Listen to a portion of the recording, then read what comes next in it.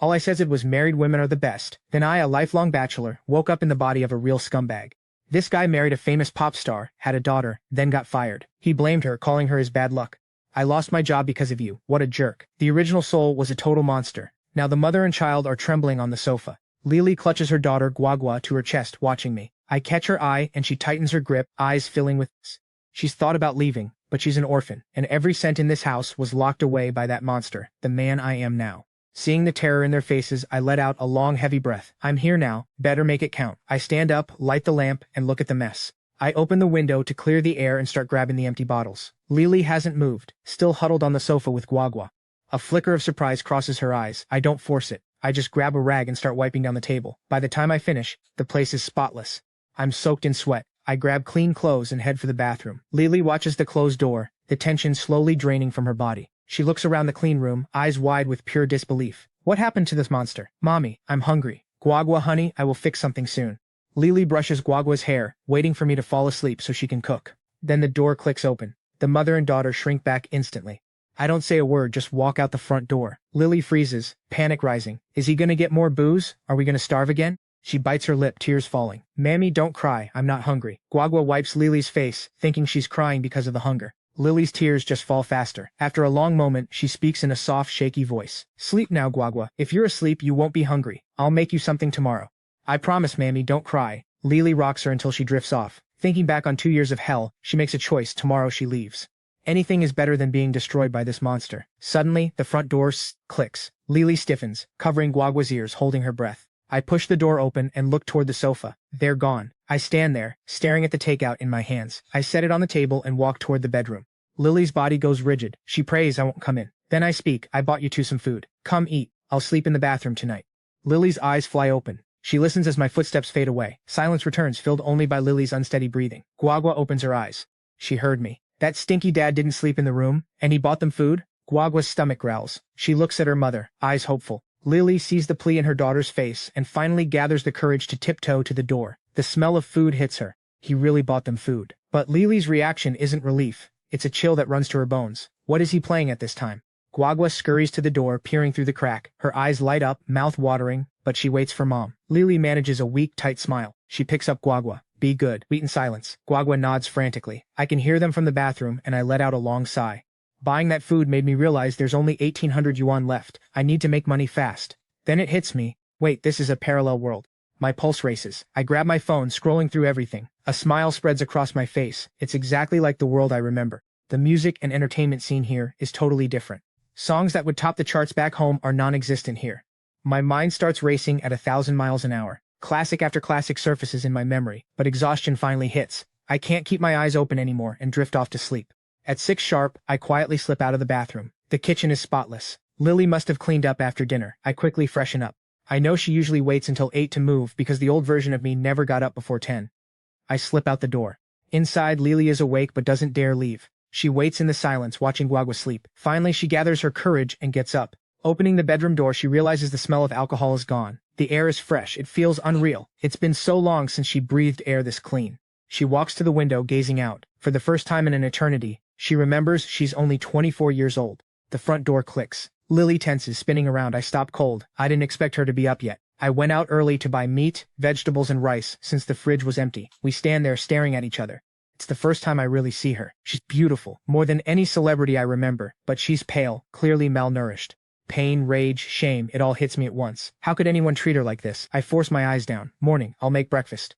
I take the groceries to the kitchen. Lily is stunned. He greeted me? Since when does he cook? She stands there, watching my back. A wave of deep, suffocating pain washes over her. She bites her lip, eyes stinging. What is this, pity? Conscience? Lily freezes at the doorway. Her muscles tense up, turning around in a mechanical motion. I stand there, caught off guard. I truly didn't expect her to be awake yet. Earlier, I saw the fridge was bare, so I went out for meat, vegetables, and rice. Now, we're both just standing here, completely motionless. It's the first time I'm really looking at her. She's beautiful, more striking than any celebrity I remember from my own world. But she's too thin, her face unnaturally pale. The malnutrition is obvious. Pain, rage, shame. It hits me all at once. How could anyone treat her like this? I force my expression down. Hey, good morning. I'm making breakfast. I'm the first to break the silence. I take the groceries straight to the kitchen. Lily looks stunned by what she just saw and heard. She's thinking, since when does she cook? She stays there, silently watching my back as I work.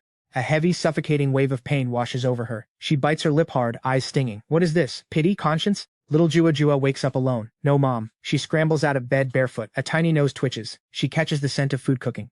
I see her staring from the kitchen. I recognize her instantly and flash a warm smile. Jua Jua just hides behind Lily, terrified. I touch my nose, feeling pretty helpless. Dinner is ready. I stand there waiting. Go on, wash up and eat, I tell them. Jua Jua hesitates, frozen in place. Lily just watches, completely stunned. I had a little hope, but seeing them so defensive sinks me. I stay silent. Just sigh and eat, I say, retreating into the side room. I pull the door shut. Lily stays still, staring at the closed wood. She glances at Jua Jua and sighs. Come on, let's eat, she whispers. On the table sits my son's porridge, golden, appetizing. A few sides, a small bowl of steamed egg custard. Jua Jua sees it and her eyes go wide. Mom, did Dad really make this for me? Lily is speechless. She looks at her daughter's eager face and finally gives a small, shaky nod. Jua Jua beams. She takes a spoonful of custard. First time Dad's ever cooked for me, she whispers. It is delicious. Lily eats silently, her heart a tangled, lost mess. Her gaze drifts. She looks toward the side room. Sitting at my desk, I am starving, but I know they are not ready to sit with me yet. I pull out my phone. I open my socials, delete the old account, and start fresh. Out of habit, I pull up the top charts and immediately frown. What is this garbage? How has this track topped the lists? I know exactly what to do. I dig through the desk drawer and pull out some sheet music, covered in dust. These were Lily's from years ago. I spread them out, and my pen flies across the paper, scribbling guitar tabs. Lost in my own world. Back then, I was a pro songwriter. This is just borrowing a little something between timelines. A breeze. In minutes, a full composition is ready. I search the closet and pull out a guitar. I sit down, cradling it in my arms, sinking into the feeling of the music. I close my eyes. My fingers dance across the strings. The sound drifts out into the apartment. Lily, eating silently, suddenly freezes. He plays guitar? That is impossible. She knows he never touched one before. So what is happening? Then, under the melody, my voice starts to rise.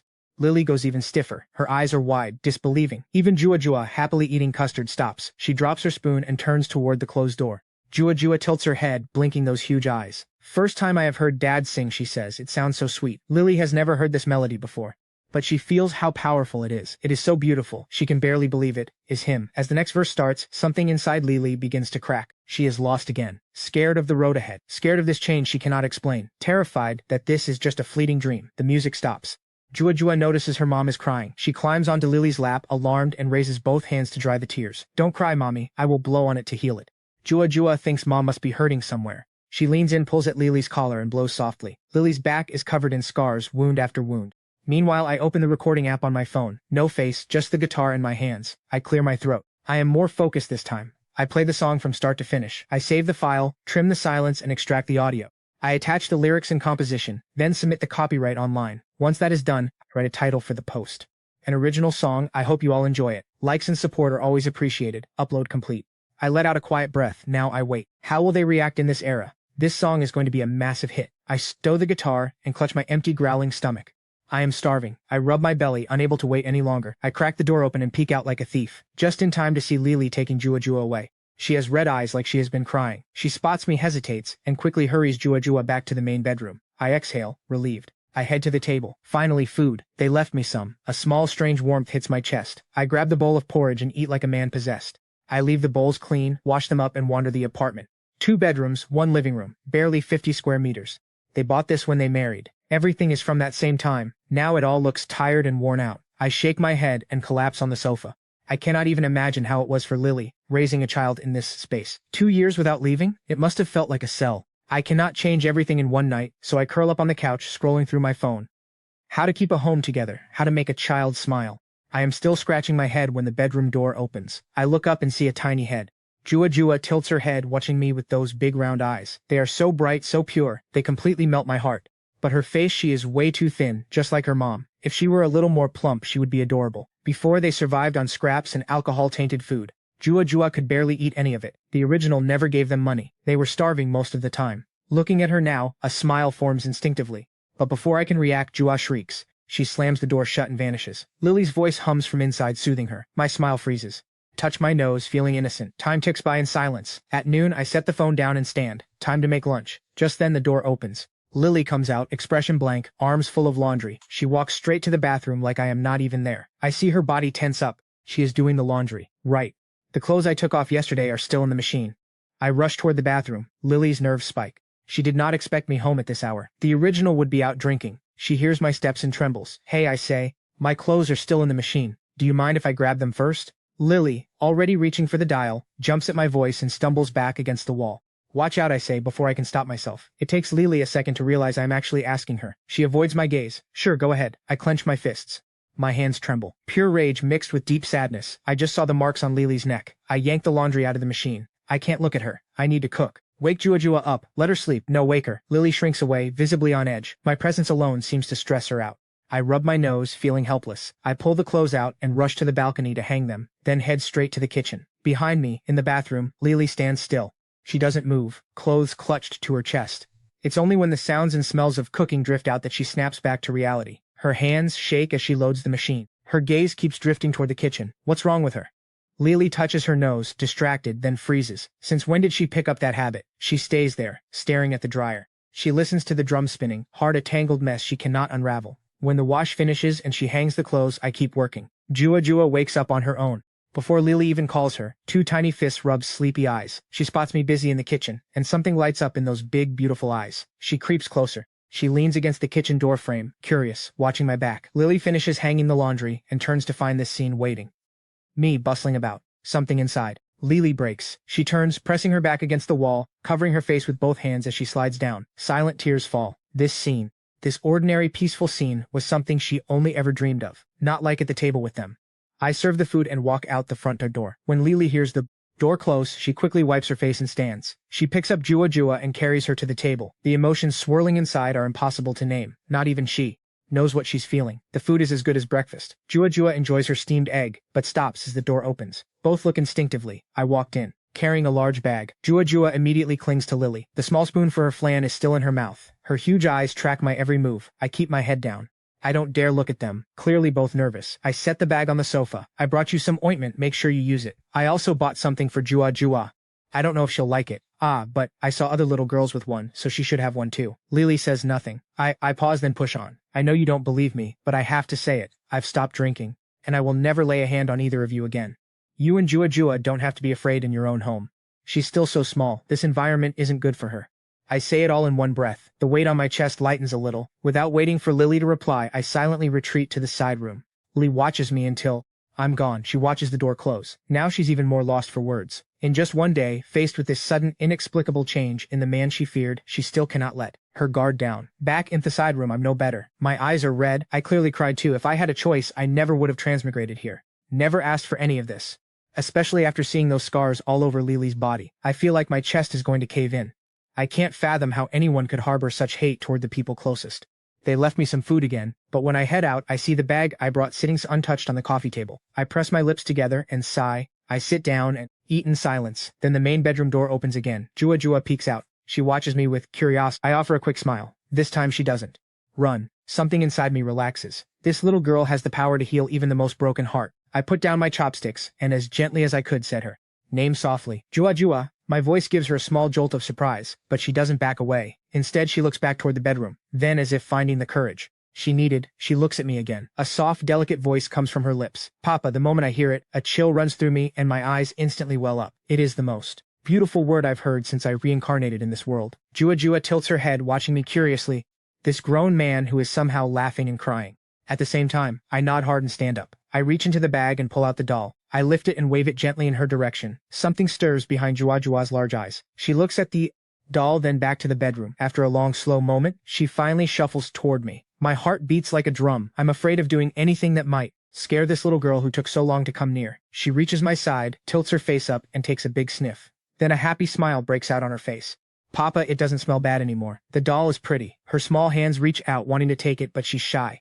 She just stares with those dark, bright eyes. I understand immediately. I crouch down slowly until we're at eye level. I gently place the doll in her hands. Jua finally takes it. Her tiny fingers stroke the doll's dress. Her eyes curve into half moons of happiness. Seeing her joy, my feelings are impossible to untangle. Especially looking closely at her thin little face and the clothes she wears. So washed out, they've lost their color, and clearly several sizes too big. I feel a pang in my heart, like a needle piercing it. She's only 3 years old. I clench my jaw, blink rapidly to hold back tears and force a smile. I sit in silence and watch her play. Right now, nothing else in my world exists. Meanwhile, in the main bedroom, Lily has been crying, hearing the sound of her daughter's clear, happy laughter drifting from outside. Before long, Jua starts to get tired. She hugs the doll tight, peeks at me. still smiling like a goof, and runs back to the bedroom. What I don't know is that in a single night my song has gone viral. By 10 that same night my video has climbed to spot number 5 on the trending list. At that exact moment, there's a knock at the office door of Shaylee, head of operations at the platform. A technician bursts in, tablet in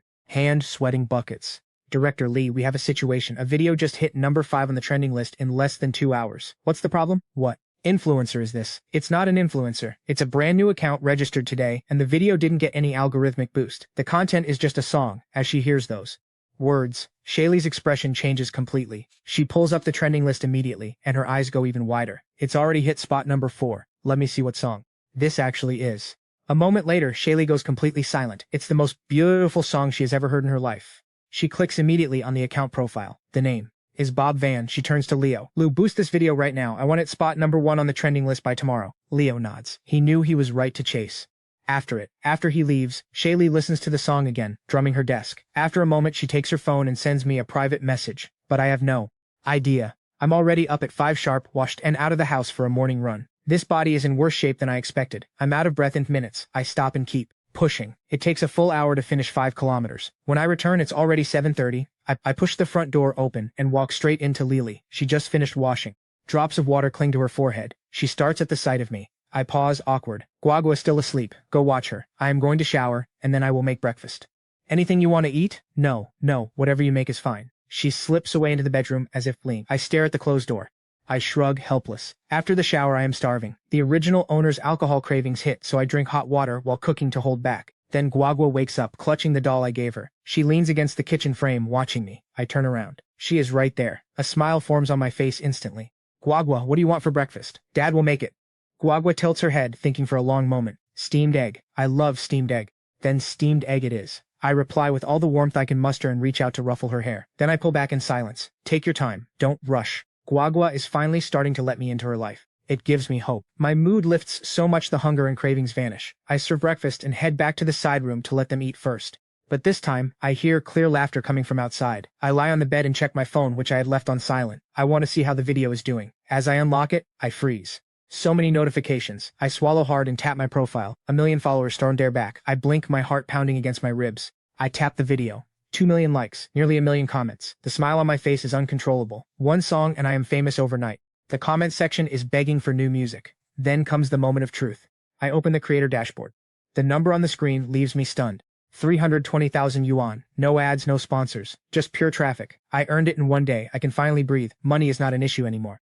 Just yesterday, everything I owned was barely 1,000 yuan. Every grocery trip had to be calculated. I waste no time transferring the earnings to my bank account. Once they finish eating, I clear the table. After washing the dishes, I grab my phone and head out.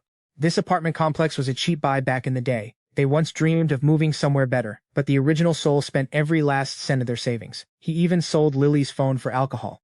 I leave the complex and head straight for the mall from his memories. As I enter, I see a phone store from a major national brand. A young saleswoman sees me. Her eyes light up and she comes right over. Hi, looking for a phone? I nod, scanning the display case and point. Let me see that one. Good choice. It is the latest model. It supports satellite calls. We have SIM cards here too. I shake my head. It is not for me. It is for my wife. The seller blinks and a spark of something like disappointment crosses her face. She probably thinks the good ones are taken, but she smiles professionally. Your wife is lucky. For the SIM, she needs to come with her ID. Right. I did not know about the identity verification. I take just the phone. There is so much left to buy. No time to lose. Meanwhile, back at the apartment, after I left, Lily has cleaned everything top to bottom. She sits on the sofa, looking out the window. The smell of alcohol is gone. The fresh air feels surprisingly good. She watches Guagua playing happily nearby. Lily's lips curve upward. Days like this make everything worth it. Suddenly, the lock turns. The noise startles her. Guagua jumps up and curls into Lily's arms, hugging her doll. But from outside comes a sound neither expected, mixed with my voice. Slowly. Don't scratch it. Keep it upright and push it in. Lily grabs Guagua and heads for the bedroom, but she cannot help but glance toward the door. The next second I appear, accompanied by a stranger. We are carrying a cream-colored cloud sofa. I lock eyes with Lily, and my face lights up. Hey, can you pour some hot water for the movers so they can take a break? Lily, who hasn't spoken to a stranger in a long time, gets nervous but nods. Sure, I will bring it now. My smile grows even wider. I am drenched in sweat but full of energy. Along with the movers, we bring in the new sofa, move out the old one, then the TV, the fridge, and the plants. With each new piece of furniture, the apartment transforms. It is a completely different place. I sell the old furniture in a bulk package for 800 yuan. Lily watches with a small pang. Those pieces were old, but they still worked. 800 yuan seems like nothing, but she wonders where I got the money. By her math, this family barely had enough to eat. After seeing the movers off, I return with a large bag, looking satisfied. Now it looks like a home. I wipe the sweat from my face and drop the bag onto the new coffee table, sinking into the soft sofa. At the door, mother and daughter remain frozen. Guagua clings to Lily's leg like a small koala, turning her head side to side to take it all in. I smile with satisfaction, feeling proud. I pull a large pink toy from the bag and place it on the coffee table. My eyes stay fixed on Guagua. Her gaze shifts toward it. I wave my hand. Come here. Come see what Dad brought you. But Guagua doesn't rush over immediately. First, she tilts her face toward Lily. Only after Lily gives a small silent nod does Guagua take one careful step at a time. I tear open the packaging. It is a princess dollhouse. It is a bit of a mess. Guagua wants to help Dad decorate the princess's house. Guagua's eyes light up instantly. She creeps forward until she is right by my knee. I smile softly. I take the princess doll and use the most helpless voice I can. The little princess isn't dressed yet. Dad has no idea how to put clothes on a princess, so I am counting on Guagua. As I speak, I hold the doll out. Guagua's big eyes blink slowly. She lifts a tiny hand, reaching out until her fingers brush the doll in my hand. I keep my smile and gently place the doll in her palm. My hand wraps around her small one, feeling how tiny and soft it is. My smile widens. I pick up a pink dress with my other hand. Help the princess get dressed, you show Dad. Guagua feels my hand over hers. She looks at the doll, looks at my exaggerated, helpless expression, and laughs. Dad is so silly. Guagua will show you. Her small white teeth peek out while she laughs, leaning right against my leg. With clumsy but determined fingers, she tries to put the dress on the doll. I laugh with her, following her instructions humbly, learning how to dress a princess doll. In this moment, this small apartment is flooded with light. Lily, in the doorway, watches in silence with eyes welling up, but we don't play for long. When I look up, I see her there, thoughtful. Her faded blue shirt hits me suddenly. I narrow my eyes. I have a revelation. Those are matching mother-daughter sets. Lily bought them in secret for Guagua's second birthday behind the original owner's back. He beat her for it. That is why they sold the phone. That is why. The memory hits me like a wall. I fall silent. Then I stand up abruptly. I cover my mouth with one hand and stumble toward the bathroom, retching violently. Now I understand what it feels like when a person with a conscience relives another man's cruelty through his own memories. Her eyes hold raw rage and disgust. I can feel it. The sudden noise terrifies them both. Lily flinches, scrambling to the couch, pulling Jua tight into her arms. Jua cowers deep against Lily's chest. She's terrified that the father who just stepped out of the bathroom will hurt them again. I finally shuffle out, dragging my feet, eyes bloodshot. Seeing Lily and Jua so scared makes me feel even worse. My stomach is churning, but I force myself to endure it. I did not mean it to scare you. I just felt sick for a moment. Truth is, every time I remember I am living inside this monster's body, it feels like thousands of insects are crawling all over my skin. Seeing the lingering fear in their eyes, I let out a heavy sigh and walk toward the kitchen in silence. Jua probably hasn't played enough today. Go keep her company for a while. I will take care of lunch. Lily studies the side of my face, so familiar yet so strange. Finally, she nods slightly, leading Jua back to the sofa. Jua peeks out cautiously. When she sees I am still the same loving father, a smile slowly returns to her face. When lunch is ready, the aroma fills the entire living room. But Lily watches me put the food down and vanish back into the side room without a word. Her lips part slightly, but she has nothing to say. During the meal, Jua holds a spoon in her mouth, brow furrowed. Mommy, why does Papa not eat with us anymore? Lily is chewing a piece of stir-fried pork, her favorite dish. Since the original soul could not tolerate spice, she hasn't had it in ages. At her daughter's question, she glances toward the side room, then looks away, and suddenly smiles. A smile like spring flowers blooming. That is because Papa and Mommy are not quite ready yet. Jua does not understand, her little frown deepening. Inside the side room, I am staring blankly at the wall. I keep telling myself it was not my fault, but no matter what I say, the original soul's actions are now part of my history. Without a better option, I grab my phone and scroll to distract myself. My video is still top of the trending list. Every comment is begging for new music. Just then, I hear the sound of plates being washed. I drop the phone and head out. They have left food on the table for me. Lily is at the kitchen sink. Jua is playing with her new toys. When she sees me, she isn't as scared as before. I smile and reach out to gently pat her head. Then I look toward the kitchen. Lily emerges and finds me watching her. She tenses up, her hands clutching helplessly at the hem of her shirt. Seeing her shrink away makes me frown, and I sigh inwardly. It was precisely her gentle, quiet nature that made the original soul feel so free to hurt her. That thought makes my expression soften immediately. I pick up the phone I bought and place it on the table. I look at Lily and speak as softly as I can. I bought you a phone. Look if you like it. And there are some things I want to talk about. Can you come sit? Lily has been looking down, but at my words, she looks up sharply. The first thing she meets are my clear, steady eyes. Then she sees the new phone box. Lily hesitates, then says in a low voice, okay. She walks slowly over to sit down. What did you want to talk about? Her voice is barely a whisper. You would have to lean in to hear her, but I don't answer. Instead, I take the box, open it, and pull out the light blue phone. I set up quickly and hand it straight to Lily. This is yours. Buy a SIM card yourself. I have saved my number already. If I am not around, call me, I say as I place a stack of cash in front of her. Take this. Go out with Jua if you can. It is not good for you to stay locked inside. Buy whatever you need, especially clothes. Yours are getting too small. Open a bank account. Cash is not safe. I keep talking, but Lily only watches me. As she listens to me ramble, her eyes slowly begin to redden. I realize she hasn't even touched the phone. I rub my nose, feeling helpless. You don't like it? I thought the color was nice. It is the newest model. If you don't like it, we can go pick another. But Lily just holds my gaze for a long silent moment. I do like it. Thank you. Her voice is still just a whisper. It catches in her throat and trembles at the edges. Right then our eyes lock. I look away first, a bit uncomfortable, but inside I sigh in relief. Good, you do not have to thank me. Anyway, I am going to eat. I stand up and practically march to the table, starting to eat with great enthusiasm. Lily still wonders where all this money came from, but she does not ask. She just picks up the phone and examines it closely. Jua wanders over to see what is happening. She watches with curiosity at the shiny new object in Mom's hands. Lily leans down and strokes her little head. The two study the phone together. After finishing lunch, I am sweating and would love a shower, but they are in the living room. All afternoon, I feel too awkward to interrupt, so I retreat in a bad mood to the side room until 5 o'clock, when the heat outside finally starts to fade. Lily hesitates a moment, then grabs the money and heads out with Jua.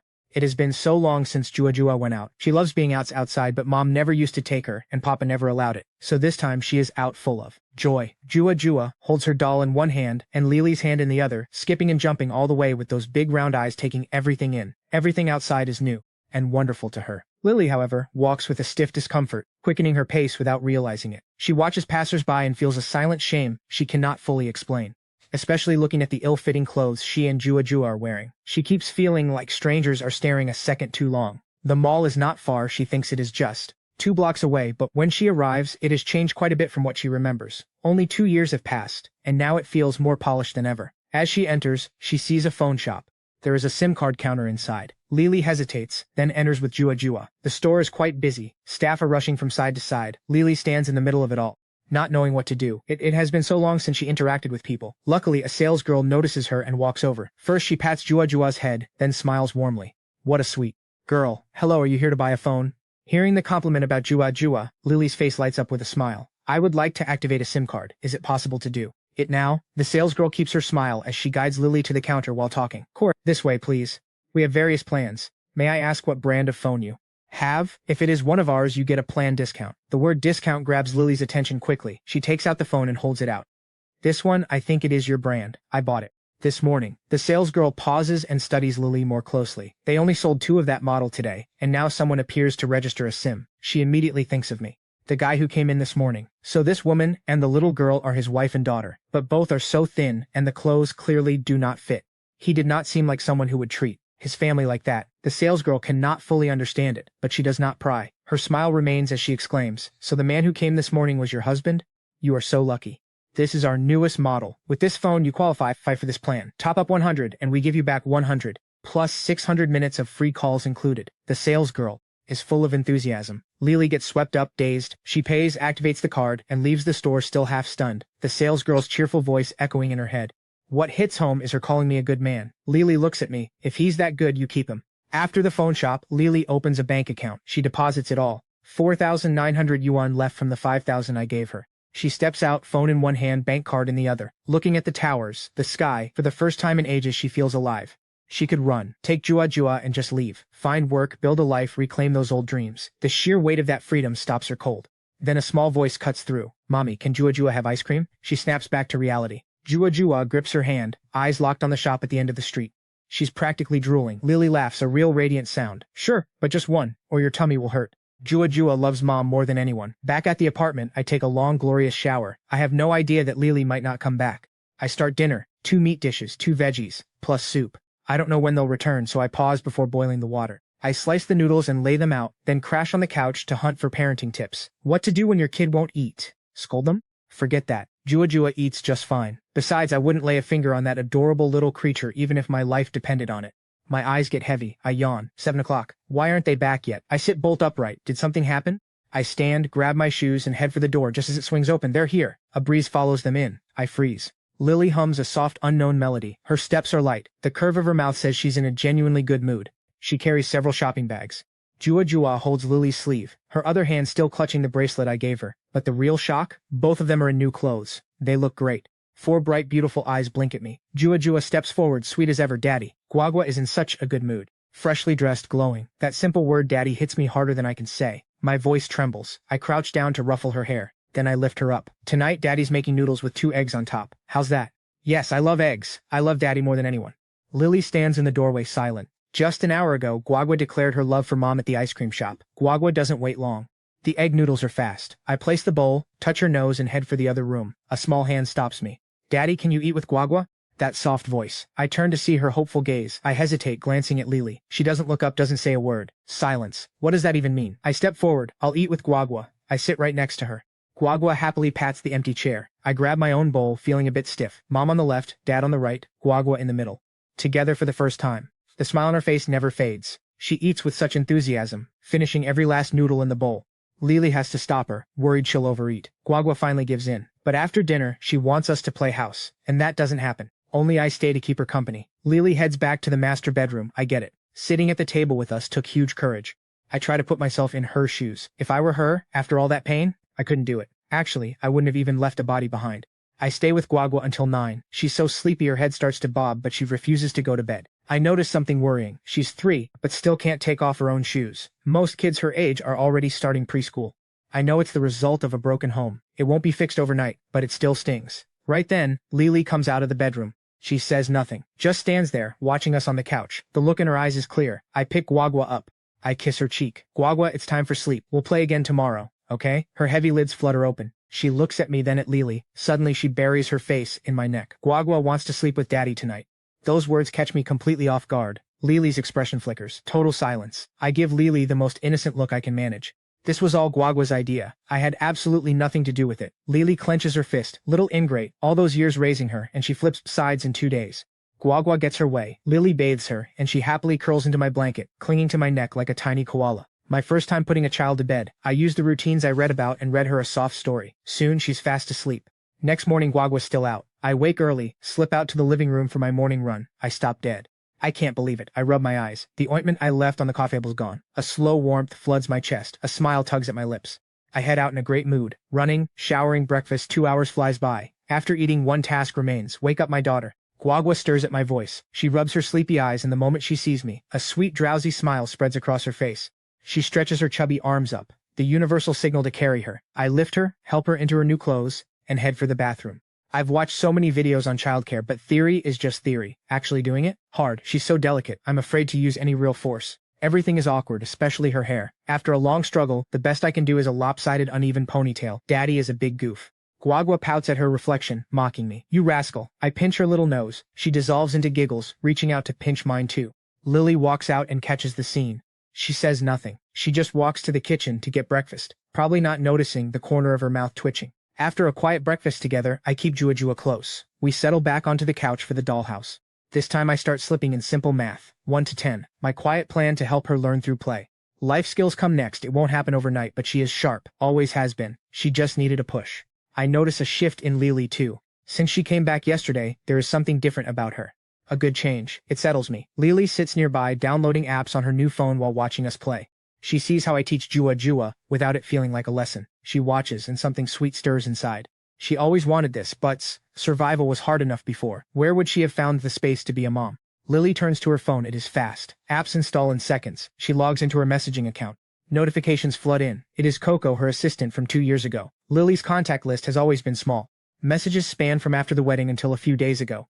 Sent without pause, mostly just asking if she is okay. A warm feeling floods her. She types back, sorry Coco, I could not reply before. I am fine now. A reply hits instantly. Lily, finally. I thought you vanished forever. The office rumors have been wild. That awful Lisa Liu has been unbearable. She talks trash every chance she gets, saying you deserved it. Lily's lips tighten. Lisa was not wrong, she thinks. Lily was always a step ahead, and Lisa seized her chance. Lily brushes it off. She types back, how have you been? Is life treating you well? I am fine, Lily, just missing you. Will you ever come back? Lily pauses. A flash of longing hits her eyes. She looks at me, then at Jua Jua. The longing fades. She writes, probably not, but let us meet up. Across the city at the Tianmei building, a girl barely 5 feet tall drops a heavy gear bag. She freezes. A shrill voice cuts the air. Hey Coco, still slacking? If you do not want this job, then just get out. A woman with sharp, cruel features glares at her. What are you staring at? Move that gear to the studio.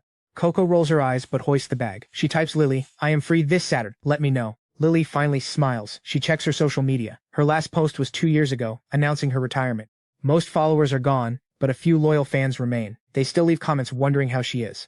She checks the trends. Every post mentions the same viral song, a celestial voice, a mysterious singer. One video has 1 million views. Boban. Lily taps a post full of sudden curiosity. A guitar melody starts. The room falls silent. The music fills our ears. I look away, feeling awkward. Jua stares at the screen. Lily freezes. That voice, that melody. It is the one from my room. Jua points with a tiny finger. She looks up at Lily. That is Papa. Papa is on the phone. Lily strokes her hair. That is right. That is Papa. Now she knows where the money came from. She turns to look at me, searching my face. Jua, happy with the answer, leaps into my arms. Her small hands cup my cheeks. Her eyes are bright. Papa has such a soft voice. Jua wants to sing too. My expression melts. I cup her face back. You like to sing? Her eyes curve into happy little crescents. Yes, she chirps without a second thought. Perfect, I say. Papa will teach you. Is that a deal? She nods and plants a big kiss on my cheek. The reward hits like sunshine. I run to grab my guitar. I tune the strings. I turn to see Lily and Jua watching me, not blinking. My face turns bright red. I clear my throat and strum. Today Papa will write a song just for Jua. Listen close. She nods, full of expectation. This song is called Burst of Courage. I pluck the strings. A lively melody fills the room. Jua has a natural sense of rhythm. Her little body sways to the beat.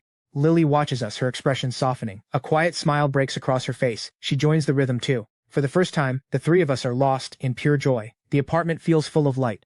Jua throws a tiny fist in the air like a champion. I mimic her, then tap the tip of her nose. She lunges into my neck. Poppy, I like this. Please, never be like you were before. My heart stops.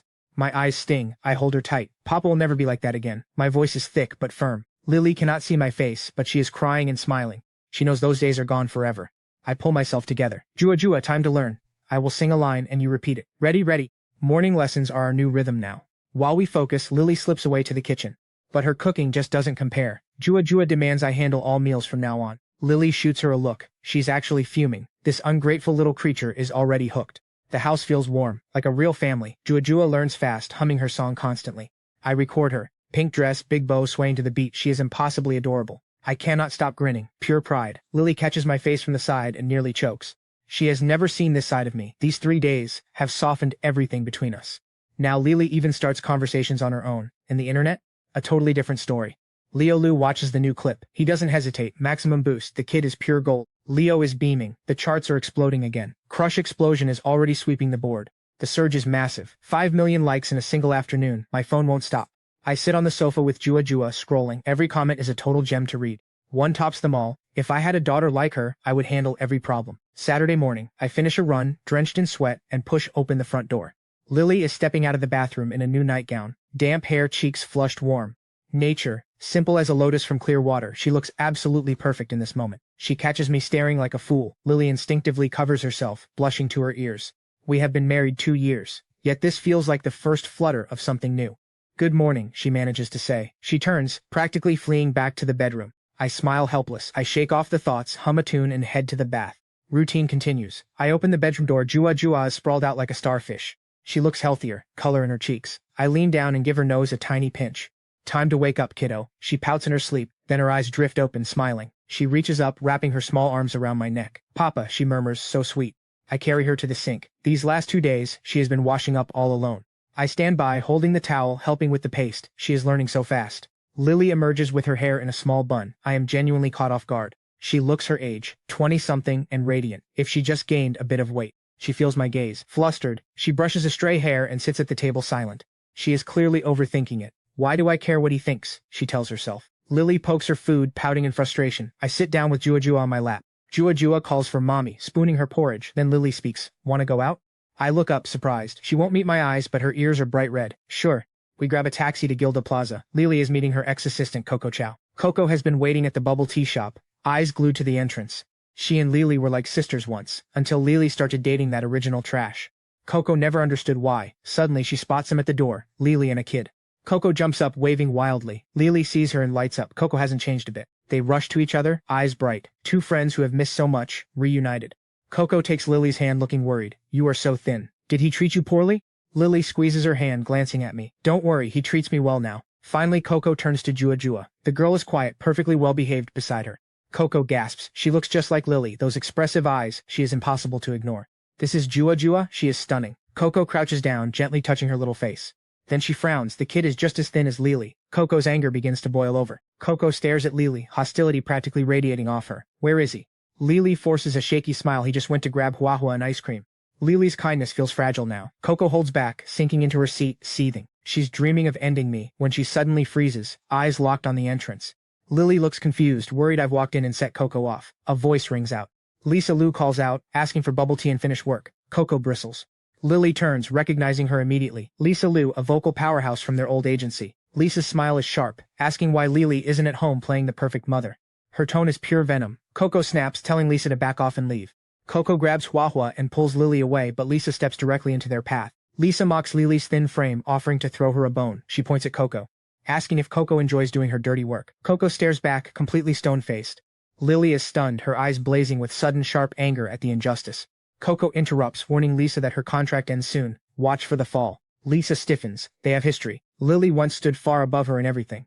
Lisa recovers with a cruel laugh, mocking Lily for being an washed-up ex-star. She reaches for Hua with a sneer. Don't you dare touch her, I snap. I step between them, handing out the ice cream. Lisa flinches at my glare. She recovers, laughing at me, calling me a useless nothing. Is this a scene? I frown at Lily, clearly confused. Who is this woman? Lily explains it quietly. My anger scares Lily. She looks away. My frown deepens. I sigh inwardly. I turn back to Lisa. Singer, I've never even heard of you. A well-trained dog doesn't block the path, so move. Lisa's voice goes shrill. She brings up my past, mocking my attempts to charm idols for help. Memories flood in. The original soul's past idols. They ignored her plea for help. I don't know them, I say. Move, or I call security. Lisa steps aside. As we pass, Lisa hisses at Lily. Her new single drops at month's end, asking how Lily can even compare herself to her now. The insult lingers. Coco is shaking with rage. She knows how much Lily misses her music. I don't look back. Lily just presses her lips together, silent and hurting. Then, a tiny voice rings out clear. Mom sings better me. Everyone freezes. I smile, ruffling Huahua's hair. That's my girl. My anger vanishes instantly. We leave that place behind, heading for a restaurant. Finally alone, Lily takes Coco's hand and asks about manager Yoon. Coco's expression darkens. After Lily left, the agency fired her. She couldn't find work, then her mother fell ill. She's a caregiver now. Lily stares ahead, stunned by the fall of such a capable, brilliant woman. Silence fills the room. Lily knows this is her burden, her stubborn mistake. Manager Yoon broke so many rules for her. The agency took their revenge. They eat in heavy silence. Coco leaves quickly, her mood just as low. Lily has no heart for the amusement park now. I struggle for words. Why was Lily so obsessed with the original soul? Like a dark spell. Lily wants to run home but looks at Huahua's hopeful face. She can't. We go. Huahua is ecstatic, dragging me toward the rides with pure joy. Lily tries to be present, wanting this to be a beautiful memory. Bright, colorful lights flicker across the park. The last attraction is the Ferris wheel. As we step in with Guagua and the door clicks shut, she's already dozing off against my chest. The wheel lifts us slowly into the air. Down below, the city lights shimmer like jewels. What I didn't know was that this is Lily's first time at an amusement park. Her first time on a ride like this. Her eyes shine, taking in everything through the glass, bright with wonder. She watches the outside world, and I just watch her. Maybe she senses it, because her ears, they start turning pink slowly. She shoots me a shy, embarrassed glance. The soft light of the wheel falls over her thin face. There's something about it that leaves me speechless. We keep rising. Then fireworks explode from the castle below, blooming across the night sky. In that sudden flash of light, I see a smile on Lily's face. A real, genuine one, born from deep within. I nearly stare. We reach the peak of the wheel. The fireworks are vivid, so close. Lily's face is radiant. I speak softly. You don't have to be afraid anymore, not like before. My voice is gentle against the booming fireworks, but Lily doesn't hear me. She turns with an inquisitive look. I don't meet her eyes. I just watch the fireworks. You're very kind, but that makes you vulnerable. Don't live in fear. I know you want to sing and do so many things. Just go and do them. Guagua is still with me. Lily goes quiet. I turn and see her tear. Her lips are pressed tight, eyes locked onto mine, unblinking. The depth of pain and confusion in her gaze is overwhelming. I panic. I have no idea what made her cry. Who are you? Lily keeps staring, her eyes full of tears. Her voice is soft, but it echoes in my chest like a bell. I say nothing. The air feels still. The fireworks die down. I look at her sweet and I smile, then answer. My voice sounds raspier than I expected. I am Flynn Liu. Lily doesn't stop staring. My smile does something to her heart, making it falter, then skip a beat. My answer was the last thing she expected. She looks at me, eyes clear and shining, as her tears fall faster. She hugs her knees, bows her head, and weeps in silence. Then she speaks. So you're Lufin. Who else could it be? Let me tell you a small cliché story. A boy a year older protecting her. One day, a group of bullies went after her. He stepped between them. He made sure she wasn't hurt, not even once. He took every single blow for her. Back then that boy was her entire world, but after that day, he vanished, until she found him again and could marry him, just like she'd always wanted. I remain completely still. Finally something makes sense. Lily lifts her face, eyes clouded with tears. She looks so lonely, so small. She's finally said out loud what she kept buried. For years, no one ever understood her stubbornness. They all said she was wasting her life, but she believed. Only she believed it was worth it, and the result was much worse than she ever imagined. She's regretted it countless times, until now. Until this version of you appeared. She asked who you are, and you said I am Lufan. Is this enough? I finally understand her. Seeing the warmth and tenderness in my eyes, Lily can't hold back anymore. She lunges into my arms, curling up next to Guagua, crying softly. Guagua wakes up, blinking in confusion at seeing Mom. She seems a little annoyed at losing her spot, but then she smiles, hugging me with one arm and Lily with the other, giving us both a kiss on the cheek. Today is the best day ever, Guagua declares. I look at the two of them in my arms and laugh, despite myself. A calm, resigned laugh. Life is heading in the right direction. That's enough. But some plans are going to need adjustments. The fireworks fade. The Ferris wheel slowly descends. Lily walks ahead, carrying Guagua. I follow, watching her move at a surprising pace. I touch my nose. Ever since we got off the wheel, Lily has distanced herself completely, as if someone had flipped a switch. She's back to keeping her distance. Inside, she's a nervous wreck. Even her grip on Guagua is tighter than usual. Her ears and cheeks are burning. Honestly, she stayed in my arms for so long, curled up like a little kid. Embarrassing. She's probably convinced I'm laughing at her right now. She definitely noticed the look on my face when we got off. Just thinking about it makes her walk even faster. I have no idea why this woman has suddenly developed the speed of a professional athlete. I practically have to jog.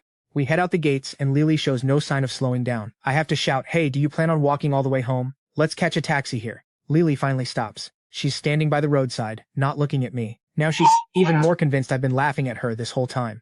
This is so awkward, even worse than before. It takes me a while to flag one down. For the first time, the thought crosses my mind, should I buy a car? We get home, I take Guagua to her room, tuck her in, and then head to my own. I fall asleep the moment I hit the bed. Unlike me, Lily is restless. She lies in bed, and every time she closes her eyes, her mind fills with images of the amusement park. She pulls the blanket over her face in silent frustration, forcing herself to sleep, but her lashes keep trembling. A quiet, constant confession of just how restless she really is. At 6 sharp, I'm up as always. Morning run, get cleaned up, make breakfast, wake Guagua, all set. Lily still hasn't left her room. I glance at the closed bedroom door. I scratch my head. We did get in late last night, I'll let her sleep. I leave her a portion of breakfast, wash the dishes, and head out of the kitchen, just as Lily finally appears with slightly flushed cheeks, crossing the living room to the bathroom to get ready.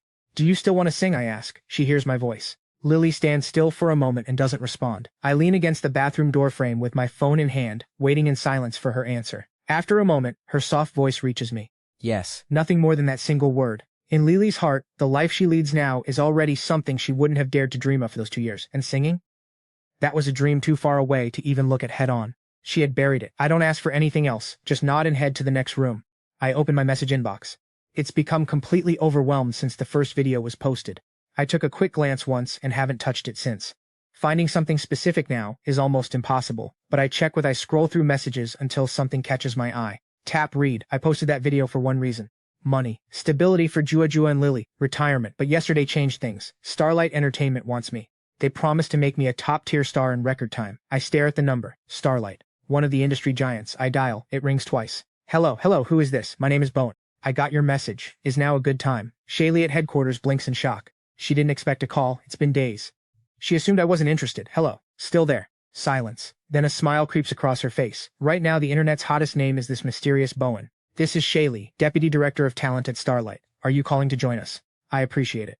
But I'm not looking to enter the industry myself. I'd like to recommend a singer to your company. Shaylee can't hide her disappointment. She wants me, not a referral. If you came yourself, I could decide. But for someone else, don't worry. This person sings at an elite level. I will write and compose too. I'll consult my superiors. 5 hours later, she calls back. We'll accept the recommendation, but you only have 2 songs.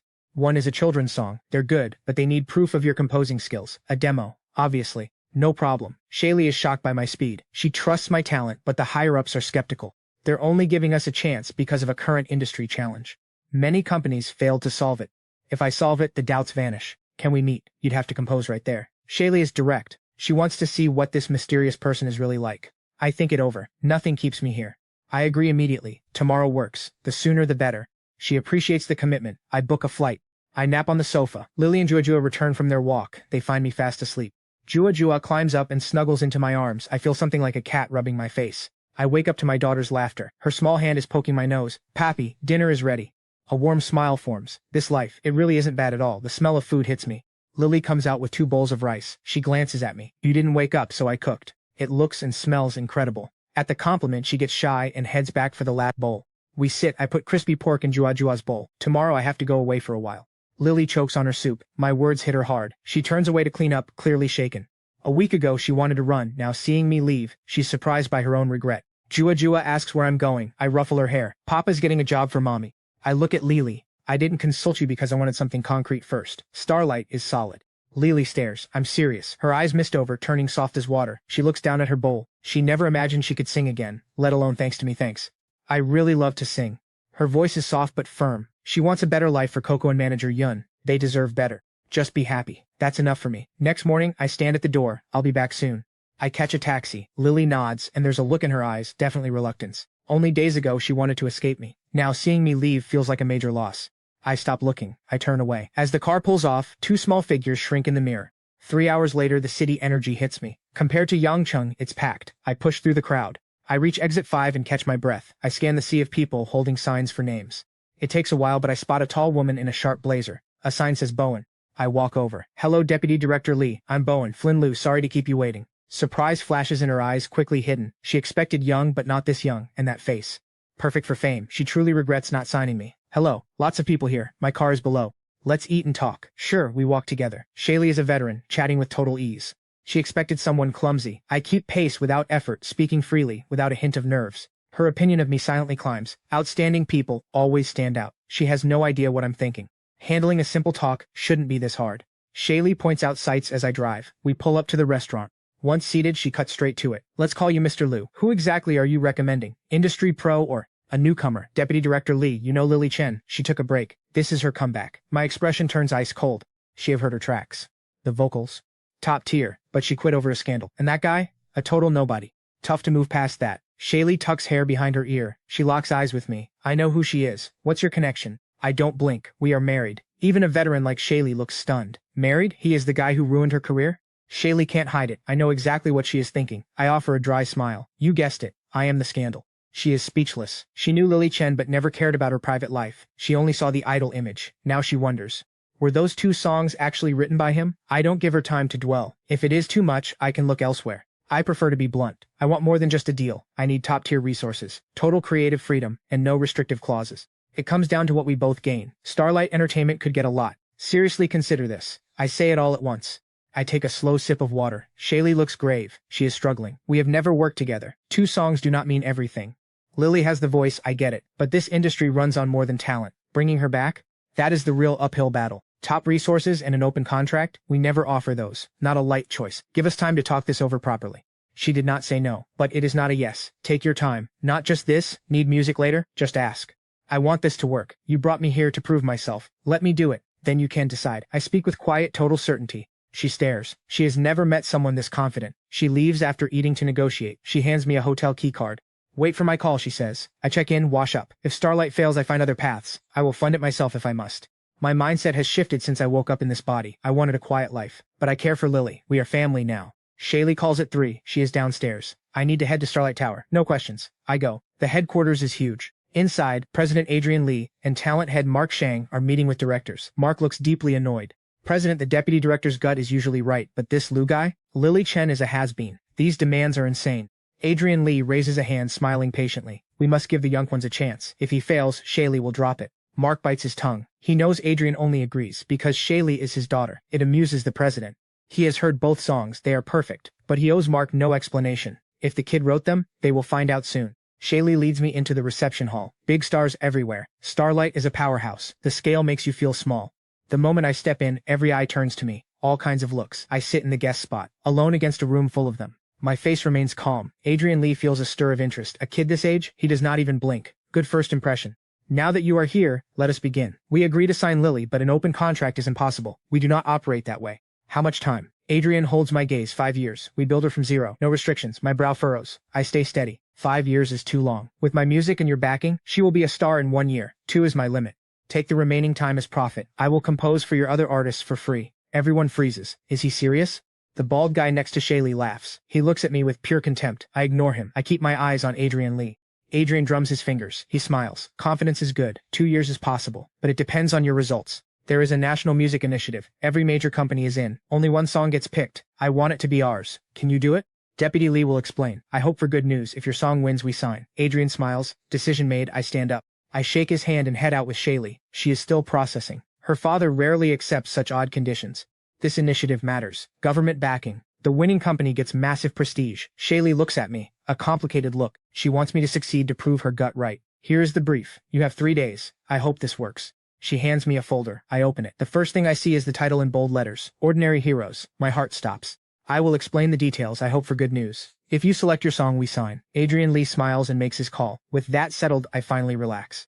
I stand up, shake his hand, and walk out of the room with Shaylee. Shaylee is still processing this. She did not expect her father to agree to such unusual terms, but this initiative truly matters. It has government backing. The company whose song is chosen gains massive official recognition. The benefits speak for themselves. Shaylee looks at me with something complicated in her eyes. She is waiting for me to succeed to confirm her instincts and silence the rumors. Here is the brief. You have 3 days. I trust this collaboration will work. Shaylee pulls a folder from the drawer and hands it to me. I open it. The first thing I see is a title in large letters, Ordinary Heroes. The moment I read it, my expression changes completely. Serious. I keep reading. The office is silent, save for the sound of turning pages. I maintain a stoic face. I turn the page. Photographs. The first is a group of doctors and nurses in full protective gear. The second, 3 firefighters with a dying fire behind them. The third, soldiers seen only from behind. Their faces hidden. The fourth, a classroom on the verge of collapse. A teacher holds a child out the window towards someone waiting below. Behind her, no one. She is the last one who I review everything in the folder. I put the papers back in order, close the folder, and breathe slowly. Shaylee breaks the silence. So, can you do it? You only have 3 days. The selection closes after that. I nod. I will handle it. In 3 days, I will give them a satisfactory answer. I tuck the folder away and stand. Then it is decided. Give me some staff paper for the hotel, and I will get to work. Of course, I will accompany you. Shaylee does not waste a second. She knows 3 days is not much time to create something great. That night at 9, showered, I sit at the desk. I spread the sheet music, hold my pen, and think in silence. Then I make my choice. The next morning, I eat breakfast quickly without saying anything to Shaylee. I go to Starlight by taxi on my own. Shaylee is at her desk, absorbed. She blinks in surprise when she sees me. You are coming now? There are only 3 days left. And the song? I smile. It is done. Shaylee looks at me, stunned. I hand her the music. As if a second head had sprouted, her usually ironclad composure falters. She thinks you cannot be serious. What kind of song is written in one night? He must be improvising. She takes the pages with a skeptical expression. Yesterday she thought this young man was serene and impressive. Now she wants to see exactly what he produced in a single night. Shaylee's eyes lock onto the title. Her expression remains neutral. Then she starts to read the lyrics. By the time she reaches the end, she is completely shocked. What kind of lyrics are these? Every line speaks of the mundane, yet every line radiates something extraordinary. Not once does the word hero appear, and yet every line describes one. It hits the theme perfectly. Shaylee moves to the composition, almost unable to help it. A moment later, she looks at me, her eyes truly shining. You wrote this in a single night? I touch my nose. What else? I was awake all night for this, and it works. Shaylee's eyes practically glow. She stares at me. You are unbelievable. I knew I was right about you. Can you sing it for me? I want to hear how it sounds. I nod, close my eyes, and take a moment to connect with the feeling. Then I begin, voice low. Perhaps someday we will have drifted far apart. Perhaps we will meet again. When I finish, Shaylee is still present, somewhere in the song. I give a small cough. She reacts sharply, wiping her face quickly. There are tears there. Her eyes shine brighter than before, so much so that I have to look away. Then, it is good. It is more than good. I never expected something like this from you. The office door bursts open. Adrian Lee enters, already clapping. His expression makes it clear he did not expect this either. Behind him walks Mark Sang, and for once Mark Sang seems completely speechless. He cannot believe it. In such a short time, a finished song, and one so perfect. Dad, you cannot just walk in without knocking. Shaylee's composure vanishes the moment she sees who it is. She wipes her face discreetly once more and shoots him a glare.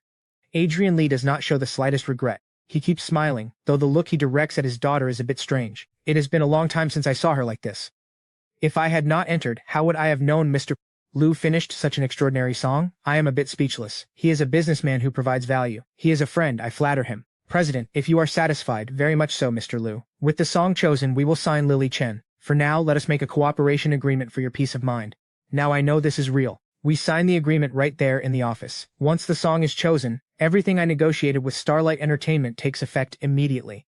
When we finish, I turn to Adrian Lee. President Lee, now that everything is in order, I will take my leave. Good. I hope for a successful collaboration. I bow slightly, take the agreement and head for the door. Just as I am about to leave, Shaylee intervenes. I will accompany you to the exit. I noticed she had been avoiding eye contact with me for a while. She seems embarrassed by how she reacted to the song, like a starstruck fan. For someone with her reputation for being cold and professional, that is mortifying. But now as I leave, I perceive in her expression something that seems almost like a kind of reluctance.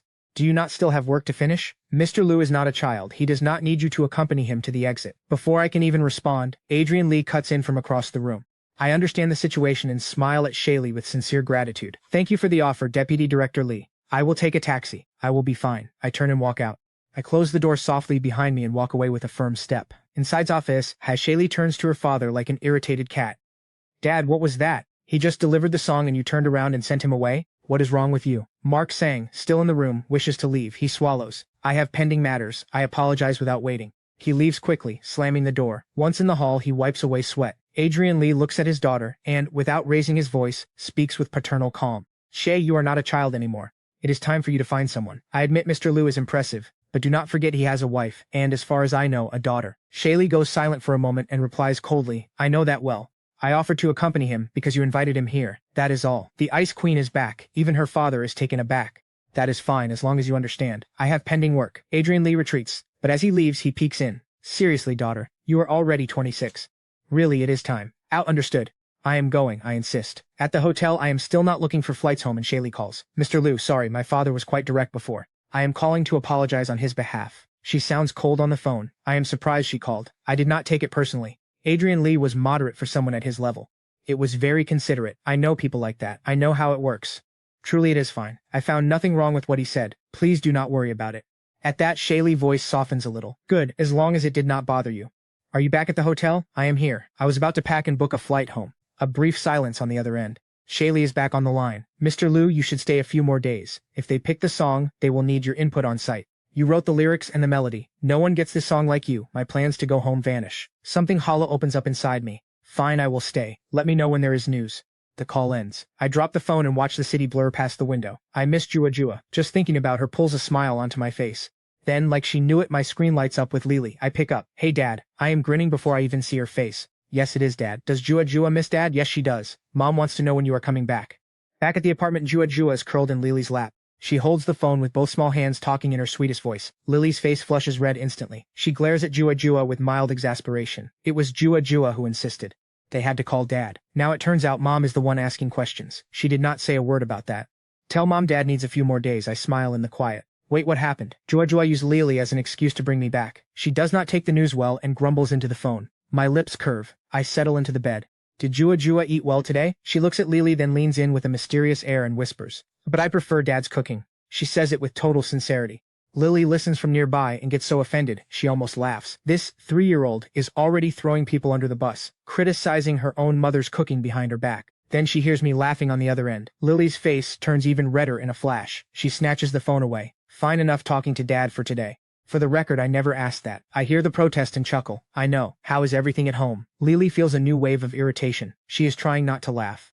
Good, she says. Only a day has passed. What could have happened? Anyway, I am hanging up. I need to fix lunch. Hey wait, I was not done talking to Jua Jua. Goodbye, Lily. She gives me no chance. She hangs up. Her face must be burned. If the talk had gone on longer, she might have actually wanted to hit someone.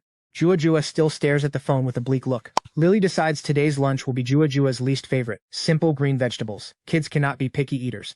The dial tone hums in my ear. A bit disappointed, but I still smile. It is the first time I see this side of Lily. She used to seem so repressed. Like someone who lost the thread of herself. But that is changing bit by bit. She is becoming herself again, and that means everything. The wait drags on. August is just around the corner. I have been here 2 days. Shaylee and I have talked a few times. We are not strangers anymore. For one, she stopped calling me Mr. Liu in every sentence. It feels less stiff. These last 2 days I kept my routine. Morning run. All quiet. Still no word from the selection committee. Nothing to do but wait. The third afternoon I get a call from a number I do not know. But I know who is behind it. Hey Flynn, it is Shane Chen. I search the original Soul's memory quickly. His college best friend, Shane, you maniac. It has been an eternity. Remembering those moments, I find someone truly worth knowing. Having a real friend. That does not sound bad at all. Flynn, what happened after the wedding? You stopped answering. You stopped responding to texts. Are you too good for me now? His genuine worry moves me. It is the original Soul's fault. After the wedding, he neglected his best friend for the wrong people. It was my fault, I say. Forgive me this time. Next dinner. is on me. I say it while silently cursing the original soul again. What a shame to the name Flynn Liu. Ha, you said it, not me. Alright, next time we will talk properly. See you. Shane hangs up. I barely put the phone down when Shaylee calls. Your song was chosen. Out of all the proposals. Shaylee's voice can barely hold it together. By the time she calls, she is already downstairs at the hotel. They want to move ahead with a music video. They need you there as the proposer to guide the process. I walk down. When Shaylee sees me, she pushes loose hair from her forehead. Her eyes sparkle. I touch my nose. I deliberately avoid the look on her face. Let us go. It is getting late. If we finish soon, we can make lunch. I climb in back in silence. By the way, the director speaks marvelously. Of you, do you have any ideas for the music video? The lead vocalist. Please do not blank out when we get there. Shaylee is clearly nervous for me. It is understandable. Given my age and how little she thinks I have experience, relax, I have it. I show nothing. Shaylee watches me through the mirror. She sees I am calm and lets it go. 2 hours later, we arrive at a large building. We walk in together. Shaylee already had it all set. As we enter, we are greeted. Grandfather Lin, you came yourself. If my dad finds out, he will never forgive me. Shaylee walks up. She takes the leader's hand and turns sweet. I am surprised. Such a composed woman being charming. Even a saint would fall. The old man smiles tenderly. Do not try that on me. Your father does not dare say a word to you. You are lucky you do not hit him. Shaylee blushes. That is unusual. Alright, let us talk business. This must be Flynn Liu. Impressive. So young and already with so many achievements. It is a pleasure to meet you, sir. You are too kind. I am Flynn Liu. Great talent and manners. What I expected from the author of that song. I am Stanley Lin, director of this video. If you do not mind, you can call me Grandfather Lin. Just like Shy. Then it would be an honor, Grandfather Lin. I keep my smile relaxed. Perfect, let us go up. Stanley Lin is delighted. He takes my hand toward the elevator. Without introducing the others. I have no choice but to follow him, nodding quickly at the rest, while the elevator rises to the 20th floor. As soon as we step out the lift, Grandfather Lin leads me straight to the recording studio. Shay tells me you sing well. Would you mind performing it for us? We have the score but have not heard it performed. We still have not decided who the vocalist will be. Of course I nod. Should I sing a cappella or piano? Just piano this time. When it comes to work, Grandfather Lin is a completely different person. Precise. He leaves me alone in the recording booth and clears everyone else out. A technician turns on the mic. The group of industry veterans stretch their necks, watching through the glass while I settle in. I sit down. I take a moment to find the emotion. Once I am inside, I change completely. Something in me belongs only to the music. From outside, they see my expression shift. Grandfather Lin nods silently, acknowledging it. Now yes, that is a real musician. Inside, I start playing. The introduction rises. Outside, everyone in the room holds their breath. Their eyes are fixed on the glass. I start to sing. When the song ends, I take a deep breath and let it go. I stand up and walk out of the booth. The people outside are still staring. Then they all break into applause at once. Grandfather Lin takes a step forward and takes my hand, his eyes burning. That is exactly it. I do not think we need to look further. Lin's eyes drift to the kids. Praise like that from him, I can't help but blush. I shake my head. Grandfather Lin, I do not think I should be the one to sing this. I have a better idea. Lin frowns, brow furrowed. Who could be better than the songwriter? Seeing his hesitation, I decide to stop holding back. Here is the plan. Grandfather Lin, I think this song belongs to children. Their voices have an unmatched clarity and pure natural tone. Plus, having the younger generation sing it will connect with the nation in a way nothing else can. His eyes go wide. How did he miss that? Kids bring instant warmth. Put them on the track with those visuals you have gathered, and it will strike a chord. It is brilliant. The young talent he was hunting for. Lin's eyes sparkle, and his experts light up. They spent thousands of hours searching for this exact sound. The song was perfectly timed, but the missing vocal piece held everything back. I solved it in one sentence. You are extraordinary. Interested in working with us? I feel he will not let my talent go to waste. It is clear Grandfather Lin means it. Keeping me close is his priority. No. Grandfather Lin, helping was more than enough. I wave him off. He does not press. He knows when another chance rises, he will try again. 1 in the afternoon by the time we leave. My head is spinning. These people, when they talk work, they light up like nobody else. Pure workaholics. Shelley saves us. She pouts, dragging us to eat. Flynn, you are about to be rich. Are you not going to treat me to lunch? She sticks out her tongue, teasing me like a child. This ice queen is losing her chill day by day. You come from industry royalty, I say, raising a brow. You want a commoner like me to pay? Have some shame, stingy. Shelley rolls her eyes, climbing into the car first, puffed up with mock indignation. I laugh and follow. The more I know Shelley, the more I see how warm she is. None of that cold distance from when we met. She is cold outside, warm inside. I don't escape the bill. Shelley feasts at my expense. Afterward, she drives me to Starlight Entertainment for the contract. Lily Chen's big deal. In the elevator, Shelley's energy dips. She looks deflated. Did I misunderstand something? Women are impossible to read. We walk straight to Adrian Lee's office. He has been waiting. The contract sits on his desk. He greets me with that smile that never fades. Mr. Liu, a pleasure to do business. The contract is right there. Take a look and let me know if anything needs an adjustment. I sit and start reading. 3 copies, all standard. Once Lily signs, it goes into effect. Everything is as agreed. Top-tier resources, total creative freedom. Lily gets exactly what she wants, a 2-year term, and whether she renews depends entirely on her. I finish reading, fold it, and stand. I extend a hand. Thank you, President Lee. It has been a real pleasure. I mean it. My opinion of Adrian Lee has shot up. He is not the type to hide traps in the fine print. Do not thank me, he says. I see value in your talent. You see value in our resources. It is mutual. As for your offer to write for our other artists, I will not force a separate contract. I trust your character. I will not refuse, but I make my stance clear. I only write lead singles, and who I write for depends on my choice, personality, and the talent behind it. Adrian Lee's impression of me keeps growing. But his eyes drift towards Shelley, who stands silent. He sighs, such a shame. Why marry so soon in the moment of Flynn Liu? If our artist did not need songs, I would not have called. With the name you are building, your work will be top tier.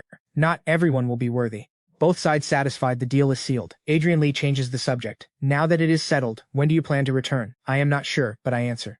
I am heading to the hotel to pack, booking a flight soon. Nothing left requiring my presence. Anything else, President Lee? Nothing at all. Safe travels, Mr. Liu. Adrian Lee smiles, though it seems a bit too cheerful at the news of my departure. I don't think much of it. I head out. Shelley follows me to the hotel. She seemed off all day, low energy. Flynn, I will not go to the airport. You will be fine alone. I have things to do. I am leaving today. I turn and wave lightly. Sure, take care. I turn and walk into the hotel. Shelley watches my figure disappear, looking strangely irritated. She gets in her car and drives off. Finally, I can go home. I miss my little ones so much. I pack, check out, and grab a taxi in one fluid motion. 6 in the evening. I walk through the door with hands full of gifts. The familiar, worn-down complex. I feel lighter than I expected. I push the door open. Silence. Lily and Jua are not here. A quiet disappointment settles in. Then, the bedroom door swings open. Lily shuffles out, rubbing sleepy eyes. The second she sees me, she freezes, eyes wide. She wears a nightgown with one strap falling off her shoulder. Her hair is a mess, mouth slightly open. We stand there, perfectly still, just looking at each other. Then, a slow, radiant smile spreads across my face. I am back. Color rushes up Lily's face. She doesn't know what to do. Something flutters in her chest, something undeniably sweet. She lowers her head and responds softly. She silently slides the fallen strap back onto her shoulder. Oh, this is for you. I pull lavender from behind my back. Saw someone selling it on the roadside. It smelled good, so I bought some. Lily bites her lip, steps forward, and takes the lavender from my hands. Her face is bright red, the first flower I have given her. Lavender, the language of redemption and hope. She loves it. Thank you. Lily gathers courage, lifting her face to meet my gaze, lashes fluttering softly. Have you eaten? I smile. Not yet. I assume you two haven't either. I will make dinner. Go wake Jua. Lily intended to offer to cook, thinking I must be exhausted, but she sees the look in my eyes and thinks he is the better cook. She nods. I will go get Jua. She will be so happy you are home. She has asked for you every day. Lily turns back to the bedroom, leaving the door ajar. I peek inside. Jua is sprawled across the bed, dead to the world. Lily picks her up gently. She doesn't even stir. Lily brings her to me, kissing her cheek. She whispers in her ear, Jua, wake up. Dad is home. Jua opens her eyes slowly, looking around confused and sleepy. Then she focuses on me. Tiny arms reach for me. Papa, hold me. Jua missed me so much, clinging like a koala around my neck, refusing to let go. She stays stuck to me even in the kitchen. It takes Lily with a stern look and a new toy from my bag to finally get her down. On the couch, Jua plays, but her eyes keep darting toward the kitchen as if I might vanish again. Finally, dinner is served. The three of us eat in a warm, relaxed space. Jua is shoveling food into her mouth at lightning speed, as if she were starving. Lily looks both annoyed and helpless, completely outmatched. Why is it that when it is just the two of them, they never eat like this? The moment I walk in, everything relaxes. Lily eats while lost in thought. It is almost terrifying. There was a time they could not stand being near me. And now, without realizing it, I have woven myself into the fabric of their lives. Silence fills the room, broken only by the sound of dinner. When Lily looks up, she finds Jua and me watching her. She blushes deep red, wipes her mouth, and stands up to hide her growing unease. She starts stacking the plates. I wash. She hangs out with Jua. She slides the bowls toward me like a breeze and does not stop moving. I shake my head. I was not gonna fight her on this today. Why the rush? Poppy, come here. Build blocks with me. Jua drags me to the couch. With my help, she builds a little house, smiling the entire time. Casually, I ask how things have been at home. Jua holds nothing back. Especially when it comes to Mommy. She gives me the full report. Mommy misses Papa too. I saw Mommy watching your singing videos alone. I cover my mouth, hiding a smile. I did not expect this, and Jua is shouting it at full volume, unaware that Lily has just stepped out. Lily is bright red, but her eyes are like ice, staring at this little traitor. Jua sees me go quiet, looks up, and freezes face to face with Mommy. She lets out a tiny squeak and dives into my arms. Mommy cannot see me. Lily laughs, reaches out, and gives Jua a playful pat on the back. She glares at my hidden smirk. Don't listen to her. I never did that. Yes, you did. Mommy is lying, and liars are not good people. Jua shouts from my chest. Lily looks like she is 2 seconds from exploding. I hold my hands up, pulling Jua into the light. It was not like that. I believe you completely. Unfortunately, Jua pays the price. Lily scoops her up and starts a full round of tickles. Jua's eyes shine like stars. She reaches a hand toward me, sitting perfectly innocent on the other side of the room. She never imagined I would sell her out so fast. My little one has to take one for the team. We laugh for a while. Eventually, Jua sits apart, stacking blocks with absolute dignity. I ruffle her hair, stand up, and pull a paper envelope from my bag. Mission accomplished. Look, this is the Starlight Entertainment contract. Lily stares at the seriousness on my face. Her lashes tremble. I was gone only a few days and I actually came back with the contract? She opens the envelope, reading to the end. Her hands shake. This is a contract she never dared to dream of. Top-tier total freedom. Even at her peak, she never had a deal like this. She has no idea how I did it, or what I went through to bring her something so impossible. She looks at me, eyes shimmering with unshed tears. Her lips are pressed tight. I just keep smiling, calm, as if it were nothing at all. After a long moment, she finally speaks. Flynn, I don't really have to sing, you know. Her voice is soft, but completely firm. I frown slightly. I do not understand. She loves singing, she wants to sing, so what does this mean? I cannot read her mind. Why have you not always wanted to sing? Now you have the chance. Why back down? My voice carries weight, the first time I have spoken to her like this. Single my whole life, I have no reference for what is happening inside her. She feels like this, just this life right now, is enough. She is scared that if she sings again, everything changes. Scared that this life will not hold. She stares right into my eyes. Tears begin to slip out one by one. I am scared, she says. Scared that things will change for the worse. It is the first time she has been this direct. I pause, my frown fading completely. I take a tissue and gently wipe the tears from her face. Lily, what kind of person do you think I am? I mean it. Do it. Nothing will change. After all, I already prepared to be a full-time stay-at-home dad. She did not expect that. It has been so long since anyone was this close to her. She bows her head, a deep flush spreading across her face. I realize now, it is the change itself that terrifies her. Someone locked away for too long always ends up feeling this way. I keep going. I mean it. Leave Jua with me. I will take good care of her. And the contract, the freedom is real. You can return whenever.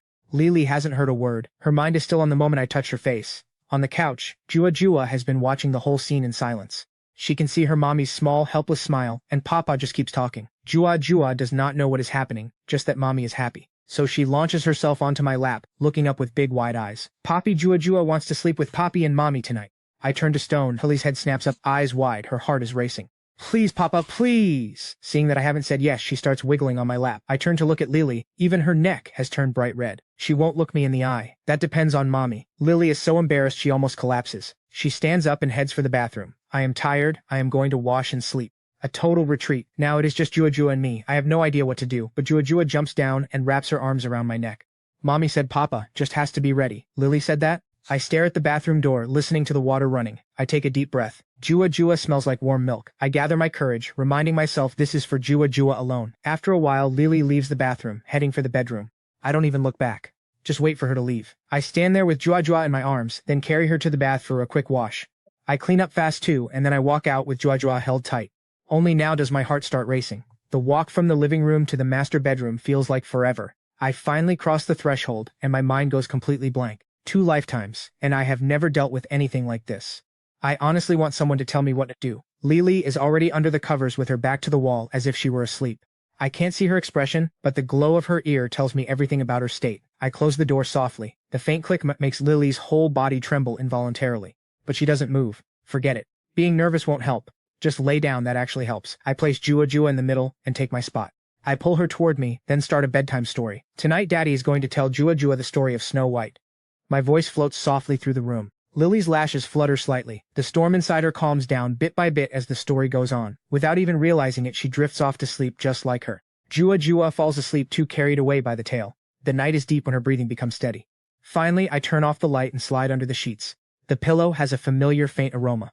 It is the first time I noticed that a woman's pillow smells like this. I pull Jua a bit closer, and wrapped in that soft fragrance I fall asleep fast. The next morning my internal clock doesn't miss. At 6 sharp I am awake. Instinctively I pull the soft warmth in my arms closer and then stay completely still. Since when is Jua so big? I swallow hard and look down. Under the covers there is no trace of Jua. The person in my arms is Lily. I am completely baffled. How did she end up here?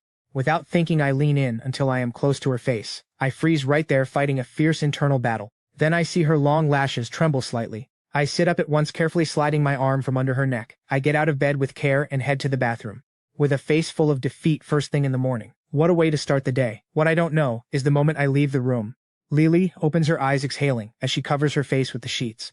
She was overwhelmed. She woke up when I sat up. She has no idea how she ended up in my arms or why she leaned on me. Embarrassing. Then she felt my breath on her face and her heart went into a panic. What is he doing? Is he going to kiss me? What do I do? She was terrified but too scared to pretend to wake up, so she kept playing the part. Good thing I stopped in time. I really would not have known how to face it. But when I actually pulled away and left, she felt a strange and slight disappointment. She does not know if she is ready for any of this. She only knows her heart is a complete mess. After a long time, Lily finally lets out a long sigh under the covers. Just let things happen as they must. At 8 sharp, she hears the front door open and gets out of bed. She gets ready and heads out. I am already in the kitchen starting breakfast when I see Lily come out. My expression becomes somewhat comfortable. Good morning. Lily's expression isn't much better. She doesn't even look up. She mutters a reply and goes straight to the bathroom. I don't dwell on it. I turn and keep cooking. To my surprise, Lily finishes fast and comes straight to the kitchen. Can I help? Her expression is relaxed. She takes the bowl from my hands and starts rinsing the rice without missing a beat. I pause for just a moment, then reach out. I accept it gladly and step aside to wash the vegetables. We both fall into a rhythm like a couple who has shared the kitchen for years.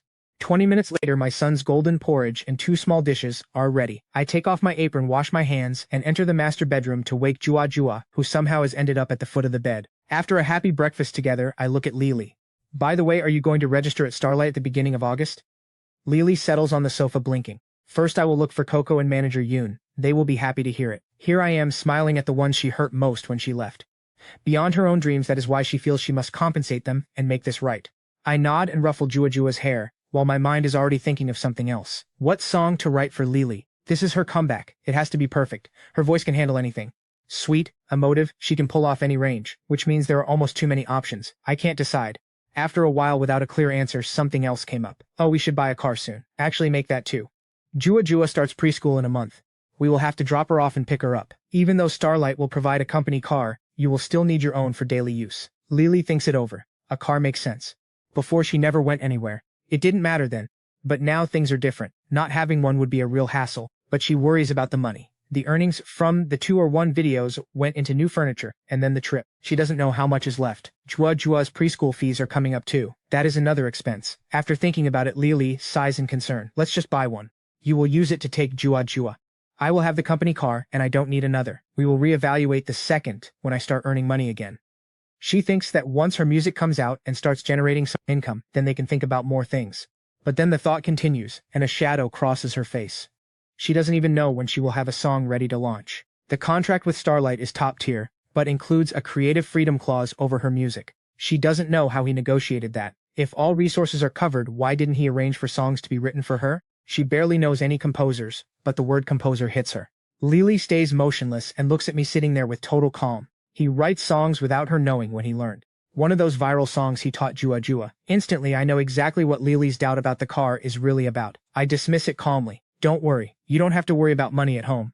Soon more will arrive. That Sunday, the music video for Ordinary Heroes premieres exactly at 8 o'clock in the morning, a joint launch between the film industry and television, and Bobin's account. Multiple major platforms promote it simultaneously. The support behind this is unprecedented, but of course no backing is enough if there is no quality. Quality is what makes people stay. Quality is what makes them interested in the story behind it. And on the internet there is a phrase that has been circulating for a while now. Bobin does it, it is a masterpiece. When people see that both the lyrics and the composition are attributed to Bobin, interest is sparked instantly. This mysterious figure doesn't move often, but when he does, always or something extraordinary happens. Viewers flock to see it for themselves. The music keeps playing, the last image fades. Bobin never appears. He remains as mysterious as always. However, somehow everyone is satisfied. The images, the faces in this video are seared into the memory of every viewer for a long time after it ends.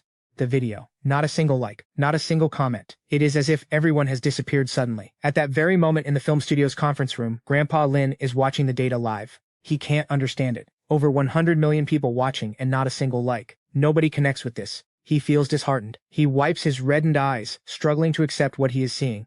Then the numbers move. Likes and comments explode all at once like a dam breaking. Unstoppable. In the entire history of the platform, nothing has climbed this fast. Likes skyrocket from 100,000 to 5 million, then 10 million, then 20. Servers crash from the sheer volume. People aren't just here for the hype. They stayed for Boban. By the end, they're moved to their very core. It's a raw, unfiltered connection. The video rockets to #1 on the trending list and just refuses to budge. Grandfather Lin pumps his fist, watching the numbers climb. The audience was stunned, just needing a moment to process everything. Half an hour later, the momentum spills onto other platforms. Someone shares a clean audio download. Those who watch know. Views flood the platform as people save and share it in a single day. The entertainment industry is shaking. Every company and every person is spreading the video in stunned silence. They watch the wave he's creating, helpless to do anything but stand on the shore. Meanwhile, Lily is curled against me, weeping softly, her fingers clutching the hem of my shirt.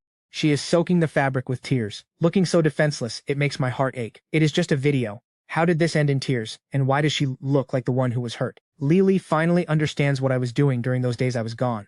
Writing a song like this, landing her that impossible contract. She has no idea what it really cost to get there. She wonders when he did all this and came home without a word. Was he treated badly out there? Did someone look down on him? How much of himself did he pour into this?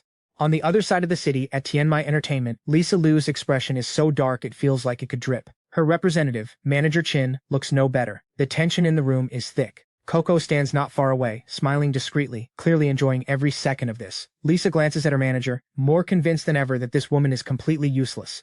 Manager Chen, my song was supposed to drop at the end of July. What is going on? I was told to delay the launch until early August. The promotion is already underway. I just paid for trending placement, and they simply pushed my song aside while filling all the top spots in silence. Did you handle this, Manager Chen? I want an explanation. Manager Chen's face darkens further. She is already in a foul mood after everything else, and now Lisa is screaming at her. Her anger finally snaps. You want an explanation? Go look at the charts. This is the industry. Do not take it out on me. Nobody saw Bobin coming. One song in that music video, they beat everything else. If I weren't financially tied to you, Manager Chen doesn't even want to spare another minute, so what do we do now? Lisa's tone remains sharp. Manager Chen frowns. Right now, they are stuck with each other. She cannot burn that bridge yet.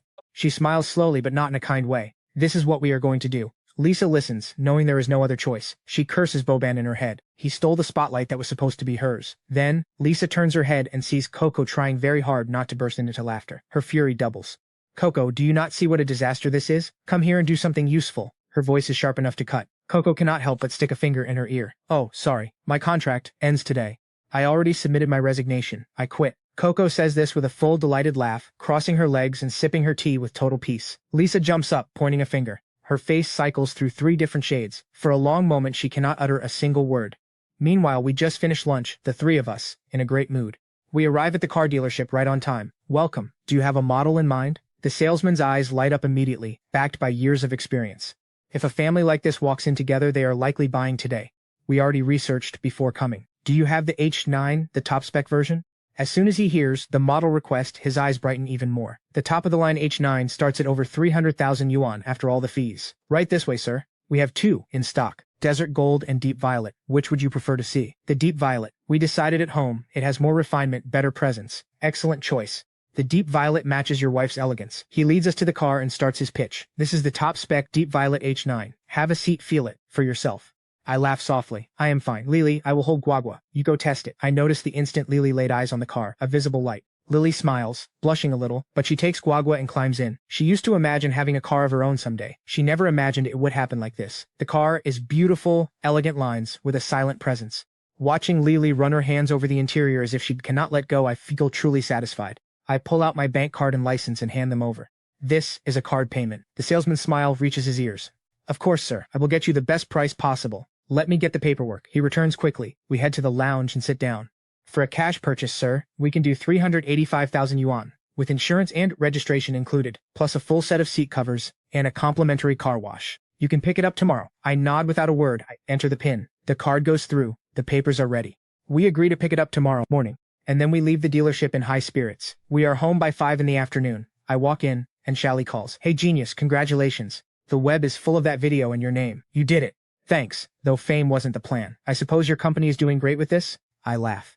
Oh, we owe it all to you. Shally laughs too, then gets to the point. Serious question, when is Lily coming? Her voice carries a smile. I glance at Lily on the sofa, her ears practically perked up, trying so hard not to look like she is listening. I smile. Give it a couple of days. The 3rd at the latest. There are things to resolve here first. Then I will be waiting with great anticipation. Shally's genuinely curious. What kind of woman is she, the one someone would do all this for? The dealership moves fast the next morning. At 10 sharp, the salesman calls. The car is registered, insured, and ready. Lily goes to pick it up. I do not go with her. I stay home with Guagua. Lily reaches the dealership, picks up the car, drives it a bit, and heads straight to the city. She is going to look for Coco and manager Yun. She wants to take them both to Starlight Entertainment. She has already decided. Tomorrow, she is going to show up. Even though I told her she could take more time, she does not want no wait. She has her own reasons, beyond music. She does not want to be someone who just relies on him. What Lily does not know yet is that Coco already quit. She parks near Tianma Entertainment and calls her, wanting to surprise her. The call connects quickly. Lily is smiling. Even her voice sounds more cheerful than usual. Coco, guess where I am? Coco is in her rented room packing her things. She has decided to return to her hometown. Just at that moment, she receives Lily's call. Lily, where else could you be? Silly, I am downstairs at your office. Come down quick, I need to talk to you. What, Lily? Wait, I am coming. Coco panics. Why is Lily here? She has no idea how to break the news about the resignation, the plan to return home. Luckily, her place is close. She reaches the building entrance out of breath, looking both ways until she hears, Coco, over here! She turns and sees Lily stepping out of a brand new car, waving her hand. Lily, you got a car? Coco's eyes brighten as she runs toward her, staring at the car. She cannot believe it. He really bought her a car? He was not going to treat her badly. Lily nods with a smile. I just got it. She takes Coco's hand. I came today because I have something to discuss. Do you have time? Coco really observes Lily now, and there is something different since the last time they met. Her skin is radiant, her cheeks are a little fuller. Her color is visibly better, and above all, that quiet confidence has returned. Seeing her old assistant, Lily's eyes reflect a hopeful shine. She leans forward and takes both of Coco's hands. Coco, be my assistant again. We will bring Manager Yun too. I am preparing my return. The words hit. Coco freezes and then jumps for joy. She knew it was possible. Lily, this is it. I quit my job. We're doing this together. Lily freezes, stunned. A wave of guilt hits her. I'm so sorry. I was selfish and you paid the price for it. I'm coming back. Coco asks immediately, where is Manager Yun? We need to find her now. She has the hospital address ready. Lily doesn't hesitate. She gets Coco in the car, but on the way, Coco touches the interior, curious. Does he know? Lily smiles, a secret she didn't mean to show. Yes, he negotiated the contract and bought me this car. Coco is stunned. She doesn't believe it. Lily insists it's real. Starlight Entertainment, the absolute best in the business. She's speechless, so Lily adds, he treats me so well now. Don't look at him like you used to. Coco pouts dramatically. Lily, you're defending your man? I'm jealous. Lily blushed, but she doesn't even try to deny it. They reach room 302. Lily is nervous, but as the door opens, her eyes well up. Manager Yun looks aged. The face she remembers is now marked by years of struggle. They stare at each other, both frozen in time. Coco breaks the silence, rushing in. Manager Yun, we came to find you. Manager Yun stammers, trying to hide her state. She forces a smile. My mother is fine, one more surgery and she'll be back on her feet. It's a bitter lie. She's drowning in debt. Over 100,000 yuan. How will she pay for the next surgery? Lily stands back, biting her lip. But Manager Yun walks over, taking Lily's hand with a warm, relieved smile. You came to see me? That's enough. Seeing you like this makes me happy. And those times I stood in your way, I only did it because I cared. Lily breaks down, pulling her into a hug. Tears stream down like rain. Manager Yun just pats her back gently. There's no need to apologize. You're like a daughter to me. Lily sobs even harder at those simple, honest words. She finally pulls back, eyes red and puffy. She meets the manager's gaze steady now. Manager Yun, I'm coming back. Manager Yun blinks, confused. What about your daughter? Flynn will take care of her, Lily says with total confidence. Flash of disbelief hits the manager's eyes. Flynn Liu doesn't seem like the nurturing type, but Lily just nods firmly. He's her father. I trust him. Manager Yun presses her temples, letting out a sigh. Even so, who is signing you? Before she can finish, Lily pulls the contract from her bag. Manager Yun, look at this. It's Starlight Entertainment. The manager goes still. She takes it skeptically, reading each line. The more she reads, the more her jaw drops. Her hands tremble. What kind of contract is this? Did Lily hold the president hostage? Top-tier resources. Total creative freedom. Manager Yun looks up, voice shaking. Is this real? The Starlight seal is right there. Lily explains, desperate to be believed. The manager is paralyzed. In all her years, she's never seen anything like this. Has Starlight completely lost its mind? Lily repeats herself. I start work tomorrow. The manager finally believes her, but the sheer shock remains etched on her face. Tell me the truth, Lily. How did you get this? Lily blushes. Flynn got it for me. He wrote a song. Manager Yun questions her own sanity. Flynn Liu wrote a song and traded it for this? That's not a story. Lily, don't take this the wrong way, but could he have been tricked? Is this even real? It has to be. Seeing the doubt, Lily opens her phone and pulls up the Boban account. Manager Yun looks at the screen, skeptical. Coco leans in, then gasps. Oh my god, 100 million likes? She immediately covers her mouth, eyes wide. They are in a hospital after all. Manager Yun is equally stunned. What video gets this many likes? Then she sees the name. A crazy thought hits her. Boban is Flynn Liu? Coco whispers the name like it's a secret. The most viral person online? Seeing their faces, Lily blushes deeper. It's him. Manager Yun hands the phone back, her expression impossible to read. She's happy for her, truly, but she sighs. Lily, you could find a much better manager now. Don't count on me. Lily is shocked. Manager Yun, you don't want me? The manager looks toward the hospital bed, feeling helpless and trapped. She can't leave her mother. Lily, don't try to convince me. This opportunity is too good to waste on me. You have to protect this chance. Don't be reckless. She turns away, refusing to look. Lily bites her lip, heartbroken. She came with hope and is leaving with nothing. Lily drives home in silence. When she opens the door, her face stops me cold. Lily collapses onto the sofa. Her lips tremble. She breaks down the moment our eyes meet. Manager Yoon won't come with her. I frown. That woman always adored Lily. Lily explains the hospital drama, voice thick with resentment. I listen then nod slowly. I stand up. You are such a fool, I say. Stay here with Jua. I am going out. Where are you going? Lily looks disgusted. Maybe by the jab, maybe by me leaving. I smile back. Bringing back someone important to you. I hit a home care agency, then drive straight to the hospital. I skip the manager first. I hunt down the doctor on duty. After checking her mother's file, I head to room 302. I compose myself. Cold, neutral expression. I knock softly. The door opens. Manager Yoon appears, eyes red-rimmed. She freezes when she sees me. I stay calm. Manager Yoon, are you going to let me in? She frowns but steps aside. A frail, white-haired woman stares from the bed. Xiao Yun, is this a friend of yours?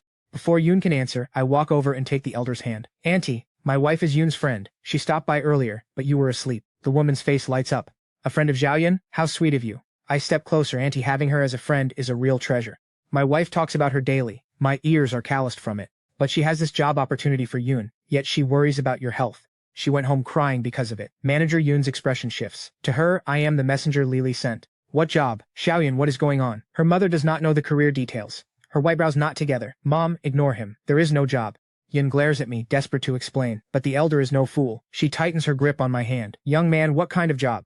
I force a troubled look. I glance at Yun, then speak slowly. Auntie, it involves travel. We plan to hire a home nurse for you. But Yun refused. She insists on caring for you herself. The elder turns at once. Xiaoyan, you foolish girl. If the job requires travel, you go. Mom, now Yun is nervous, absolutely furious with me. I know why she stays. She has no money for a nurse, let alone the surgery. I speak calmly. Manager Yun, let us talk outside. I smile at the elder and leave. Yun grits her teeth and follows me into the hall. She glares, rage barely contained. What exactly do you want? I look at her objectively. You can think I am the villain. I just do not want Lily unhappy. If you stay, Lily will worry the whole time. She will only work out of obligation. I pause. I have a point to make. By the way, I covered your mother's surgery. A home agency is hired too. Here is the number. Pick whoever makes you feel comfortable. Yoon laughs, bitter. So you are back to playing charity? I shrug. Do not overthink it. You will pay this back. It comes out of Lily's salary. I hold her gaze. You and Coco go with her. That is separate. What Lily pays you is your business. But this money is mine. You will return it. I spread my hands. It is already paid. What you do after is up to you. I turn and walk away. Flynn Lu, do not tell Lily. Her voice reaches me near the end of the hall. I do not turn. I just wave a hand and keep walking. Yoon watches me disappear. Xiao Yun, did he leave? Her mother pats the bed. Come sit, do not be angry. He is a good person, you can see it in his eyes. She holds her daughter's hand. Soft yet firm. I know how devoted you are, but there are many paths. Choose the wrong one, and you will regret it. My health is fine. One more surgery and I will be okay. The doctor said the risk is low. If you stay for me and cannot do what you want, that would break my heart. Yoon stares at the floor. A long silence. She nods once. Back home, Lily is there. Questions fill her face. I deliberately avoid her gaze and lift Jua with a grin. Jua, what do you want for dinner? Lily stares blankly. She looks at me disbelieving as I walk past. Jua loves everything Dad cooks. Jua is blissfully unaware that Mom is falling apart behind her. Perfect. Dad is starting to cook right now. I kiss Jua and head to the kitchen. Flynn Lu, I am angry. Lily's lips are pursed. That expression is an accusation. How dare I ignore her? She waited all this time. I turn with my most innocent face. What is wrong? That was the final straw. She went from calling me a fool to playing the fool herself. She drops onto the sofa, frustrated, arms crossed, back to me. I smile. Time to stop teasing. When you leave tomorrow, take your 2 loyal guards. With your temper, people will walk over you without them. Lily's eyes light up. I am impressed by the shift. Manager Yoon really agreed? Yes, I am cooking. Do not bother me. Lily never figures out how I managed it. She asks, I play dumb. But the way she looks at me grows brighter. She is starting to believe. Since I changed, there is nothing I cannot do. Lily gets up early. We prep breakfast in silence. Jua is still asleep. Lily fears if she wakes up, she will not be able to leave. Breakfast is ready. She eats quietly. I sit beside her. Call home often. Jua will miss you. And if trouble finds you out there, tell me. Do not act like a fool. Lily eats her porridge slowly, listening to something in her heart. It is hollow. She does not want to go anymore. The bowl is almost empty. Her phone rings. I nudge her. She snaps back to reality. Lily here. I am ready. Manager Yoon is with me. When are you coming? I will be there shortly. Give me a minute. See you downstairs. The call ends. Lily looks at me. The intensity in those almond eyes is hard to take. I have to admit, Lily is truly beautiful. I look away toward the luggage by the door. Time to go. Do not keep them waiting. I know. Let me see Jua. Lily looks away, voice barely audible. I nod and follow her to the bedroom. Jua is fast asleep. She has no idea Mom is leaving. Lily leans down, kissing her daughter's face over and over. She buries her face in Jua's neck before standing up. I follow in silence, carrying her bags. I step back as Lily settles into the driver's seat. She turns to me. Come back soon, or Jua will cause a ruckus. I know, the engine wars. Lily looks at me, her expression dead serious. Flynn, I like you. Before I can reply, she's gone. She drives straight into the city. Coco is bouncing with impatience, while manager Yoon just shakes her head. Coco spots the car and waves wildly. Lily, Coco, manager Yoon, they've been waiting forever. Lily grabs Coco's hands, then offers manager Yoon an apologetic look. She smiles. Who would have thought they would ever reunite, all but because of a man she once thought was nothing but a leech. Manager Yoon, thanks for coming. Without you and Coco, I would be lost. Stop it, you're a mother now, stop acting like a child. Manager Yoon pats her hand. Keep the thanks for your husband. She turns away before Lily can answer, but Lily's face is already burning red. She still has no idea how he convinced her. The three don't have much, it all fits in the trunk. Once inside, Coco raises a fist. To a bright future. The car speeds off, while at the Starlight Tower, Shally arrives early, pacing until noon. She finally heads downstairs to the entrance, wanting to see for herself just what kind of woman he's wasting so much energy on. She doesn't wait long. A car pulls up. Shally's eyes narrow. 3 women step out. One is chatting nonstop, full of energy. Another is older with a warm face. Shally pegs her as the kind soul. Then her gaze locks on the middle woman, her face oval. Shally moves forward with a soft, protective smile. You must be Lily Chen, she says. I am Shally, Vice Director of Talent and Operations. Lily smiles back, warm calm. Shally notes the genuine presence, but her mind drifts. How is Flynn with her? Lily turns to her team. This is Coco, my assistant, and manager Yoon, she explains. Lily feels the cordiality but senses something odd. A flicker of doubt dims her eyes. You brought your own team, Shally notes. Time saver. Come, let me give you a tour. They walk inside. Coco is overwhelmed by the luxury, staring at the famous stars. It puts Tianmei Entertainment to shame. Even mid-tier artists here act like royalty. Shally heads to the 11th floor, studios everywhere. We move to the 12th next. That is where the private artist rooms are.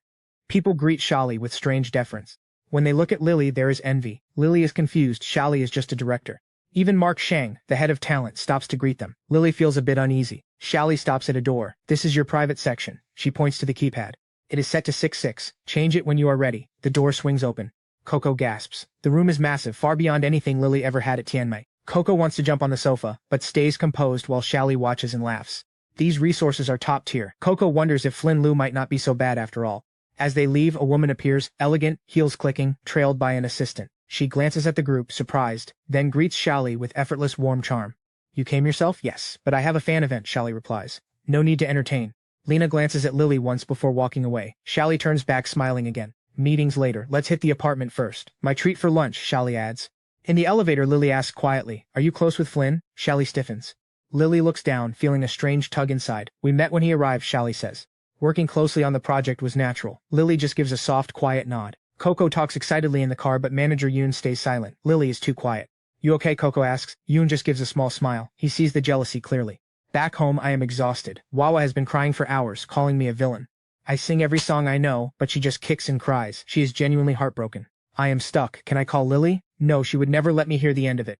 Then my phone lights up. 2 words from Lily. Are you there? I freeze. I reply instantly. She says she lunched with Shally. I jump to a video call. Lily appears on screen composed. I turn the camera. Look, Wawa misses you. Lily goes cold. Flynn Lu, is this your idea of taking care of her? I wince. Wawa sees her mom and wails. Did Papa hide you? Don't you love me anymore? Lily softens instantly. Mom just went to work, she whispers. Wawa calms down. My ego is crushed. I tried everything and she fixed it with 1 sentence. I face the camera again. Lily stares at me, eyes lowered. You are close to Shally? It is fine, I blurt out. The air turns freezing. Lily hangs up. She is furious. For 2 days, she ignores me, only talking to Wawa. I have no idea why. Her career is crashing. No schedule, no ads. The industry is blacklisting her. Nobody will write for her. Who wants to work with an artist gone 2 years? She tries to compose herself, but nothing comes. She thinks of me, then fails. She feels inadequate, like she cannot measure up to my standards at all. Coco speaks up. Why not? Ask Flynn. Give me 2 days, she says. If I still haven't achieved anything, I'll call him. But she doesn't know. A meeting is happening right now in the Starlight conference room that will seal her fate. Adrian Lee has a document before him. New Song Showcase, the country's most prestigious stage. We have 2 spots. Who gets them? A refined man with gold-rimmed glasses, the operations director Jin Ping, speaks first. Chen Shan has looks and a solid fan base. Most nod in agreement. Adrian Lee decides on the spot. Chen Shan then. And the second? Before anyone else can speak, Mark Shang stands. Mr. President, I believe Lily Chen should be considered. Lily Chen? Adrian Lee remembers. She is the one Flynn recommended. Before he can reply, Jin Ping cuts in. Director Shang, Lily Chen is not an option. A nobody could beat her. She has no fan base, no recent work. She left the industry for a relationship. Public opinion is against her. Mark Shang insists. That's exactly why we should choose her. I've heard her past work. Exceptional vocal skills, striking appearance, why not? Jin Ping's brow furrows. His disdain is barely masked. Director Shang, you handle the personnel. I handle operations. I know better than you what an artist needs, and that is visibility. We aren't a charity. Why give her a platform? Mark Shang smiles, slowly satisfied, and drops something heavy. Director Jin, you want to talk visibility? Do you know who recommended Lily Chen? Tell me, what do you think of Bohan's reach? And if he wrote songs for her? Bohan. The name lands and Jin Ping goes completely silent. He can't deny Bohan's influence. The music video has more than 100 million likes, 50 million followers. A true phenomenon. Jin Ping glares at Mark Shang, eyes dark. He pushes back anyway, certain that Bohan really will write for her. At that exact moment, Adrian Lee speaks. Enough. Chen Xian and Lily Chen both get the spots. The meeting is over. Mark Shang walks out thrilled. It's the first time he's managed to outmaneuver his rival. He's delighted. The industry stirs over the new song showcase. The news reaches Lisa Liu, and her manager bursts in. Lisa, good news. You're on the showcase, and the company hired a top composer for you. Lisa freezes. Her nail polish brush leaves a streak on her finger. She turns sharply, eyes wide. The new song showcase? The one that launches careers? Confirmation arrives. She jumps from her chair. I'm going to explode with fame. Then she hears the composer's name, and her arrogance becomes unbearable. Master Vincent, the godfather of music himself, it's in the bag. Vincent and me, what a combination. Manager Chen watches her, preen and sighs in silence. While Lisa is busy celebrating herself, my wife Lily also gets a call from the company. Same message, same event. 3 days until the new song showcase. She hangs up and goes completely still. Coco, on the other hand, goes absolutely wild. She grabs Lily by the shoulders and shakes her. Lily, this is real. New song, showcase. But after the excitement, a massive problem emerges. They don't have a song. Manager Yoon looks serious. The new song showcase is a comeback stage. It's good news, but we need a great song. They split up tasks. Manager Yoon contacts her composing connections. Lily hangs her head, trying to write something, searching for a miracle. I know nothing of this. I'm at home teaching Jua Jua nursery rhymes. I wear wolf ears and make her laugh until she can barely breathe. After tucking her in at 7 sharp that evening, I finally have some peace. I've been wrestling with the same question. Song to write for Lily. Too many options. Overthinking it just gets me tangled. Restless, I grab my phone and browse through my own tracks. Fans are making stickers with Jua Jua. I laugh watching her. Lily, how's it going? When will you perform? I keep looking. Besides my songs, the main thing is presenting my new tracks. It's annual. Whoever gets on explodes. The format is brutal. Head to head. To lose is to be out. I have zero interest in any of this. It doesn't bother me. I browse a bit more, turn off the phone, and sleep. The next morning a call wakes me. It's Coco. Her voice is barely a whisper, like she's hiding. Do something about Lily. She's falling apart. I frown. What happened? They picked Lily for the new song showcase, but there's no song. She's been up all night trying to compose. My head aches. Then it hits me. The contract clearly says I'm the one who writes her songs. I've been sitting here thinking, while they are crumbling out there. Got it, I'll call her. I hang up and dial Lily immediately. She answers, her voice exhausted. Did Jua Jua miss me? My chest tightens. Does Jua Jua have to miss you just to call you? I'm your husband. It's the first time I've called myself that to her face. Absolute silence on the other end. I sigh and break the quiet. Why didn't you tell me about the new song showcase? Something so simple to solve. Why go through all that alone? From where I'm standing, it sounds like a one-sentence fix, but as I say it, I hear stifled sobs on the other end. She's crying. I'm completely lost. What did I say? Feelings are incredibly complicated. Before I can figure out what to do, a shout breaks through. Flynn, Lou. Her voice is full of pain. It crushes my heart. I've never heard her say my full name like that.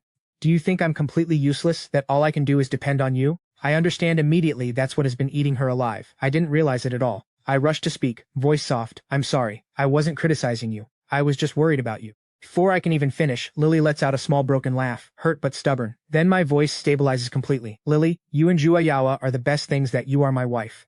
No one else compares. You are truly the only one. Those words hit her hard, and Lily's face flushes a deep, bright crimson instantly. A tiny, soft sound escapes her, and the whole mood of the call shifts. Coco, eavesdropping from the side, looks like her eyes might pop right out. I tell her not to go to those places, then promise to send a song tonight. Lily laughs, a real, genuine sound, and the tension just melts away. Exhaustion finally catches up to her as she hangs up. Managing my wife is harder than wrangling a toddler. I grab a pen and paper, but hit a wall. Too many songs swirling in my head. Restless, I open the window. Down below, a young couple says goodbye. He has a suitcase. She's crying, love floating on the wind. When the breeze dies, the feeling lingers. Something clicks. The answer is right there. I rush to the desk and write 3 characters. The wind rises. Notes spill from the pen. I am completely lost in it until a voice brings me back. Daddy, I am hungry. Back to reality. I smile right away. A kid's hunger is a dad's command. Her word is law, so I don't wait a second. I am in the kitchen before the thought even finishes.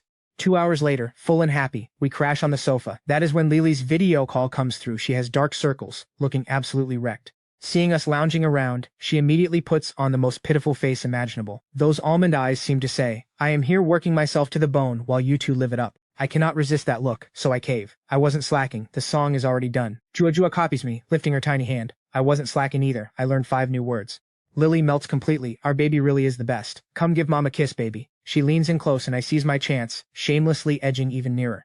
And what about me? Don't I get one too? I tease from the side. Lily turns bright red, unable to resist us both and plants a quick kiss. I am absolutely beaming.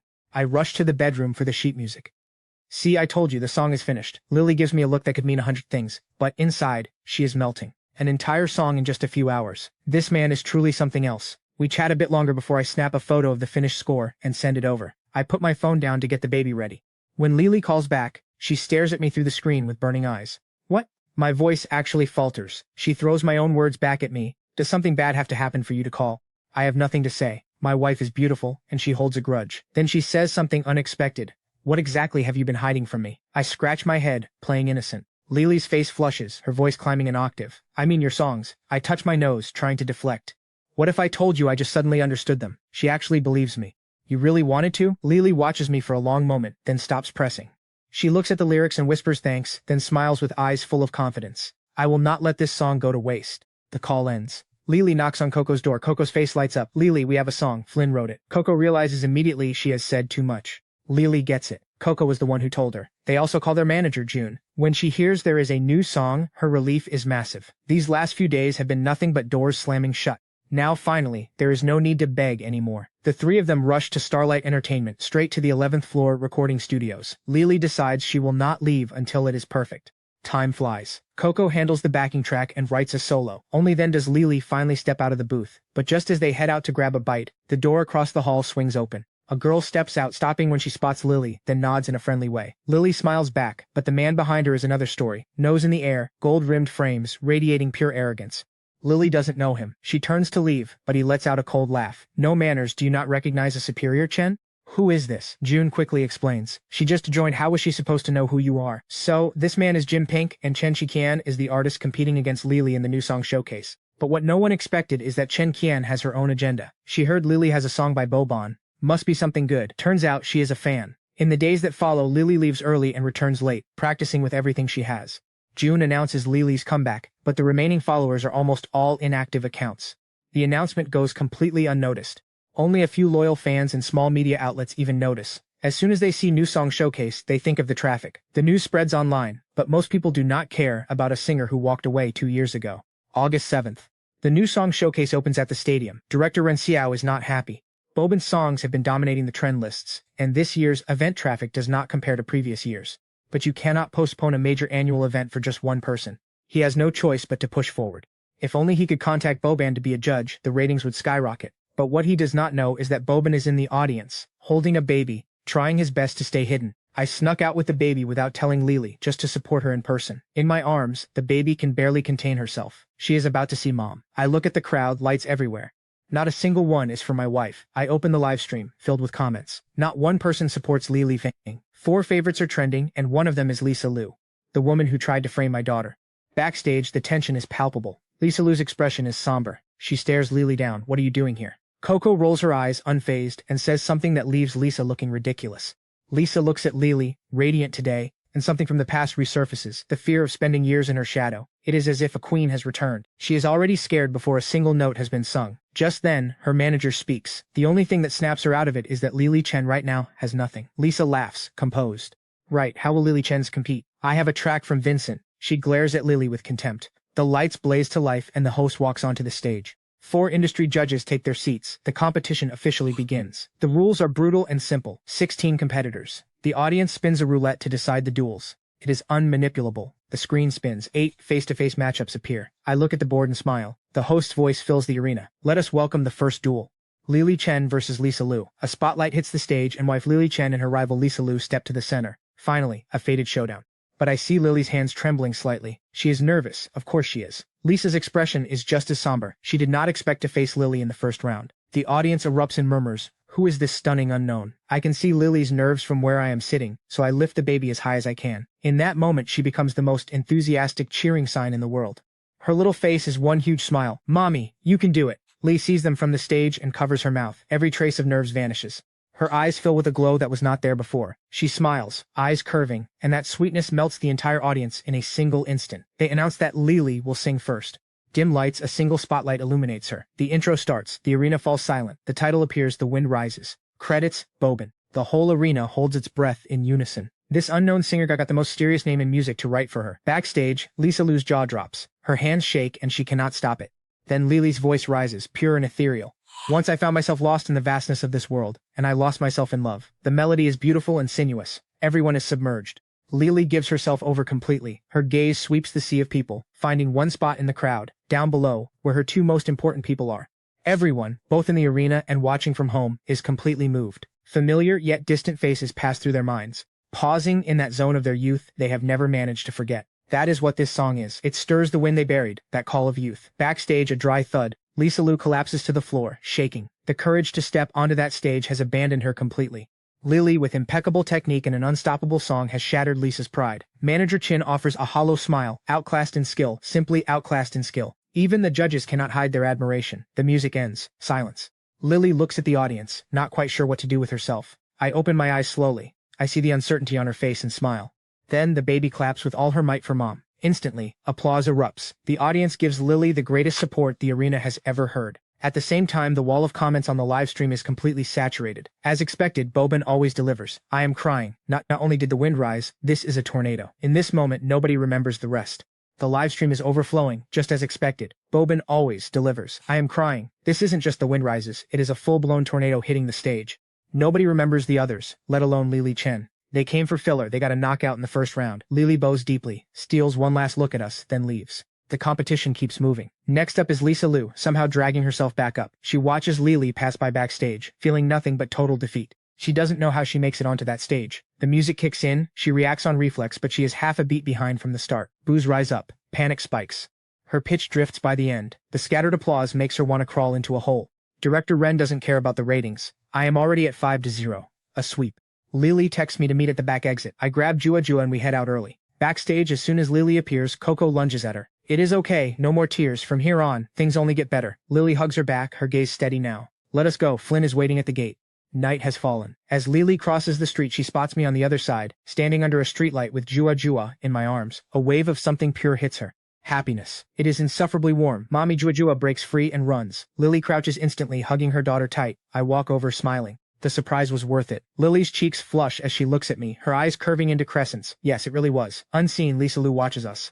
She eyes our backs as we leave, her gaze dripping with venom as she cooks up a scheme. What she cannot have, Lily will not keep. Meanwhile, the internet has exploded.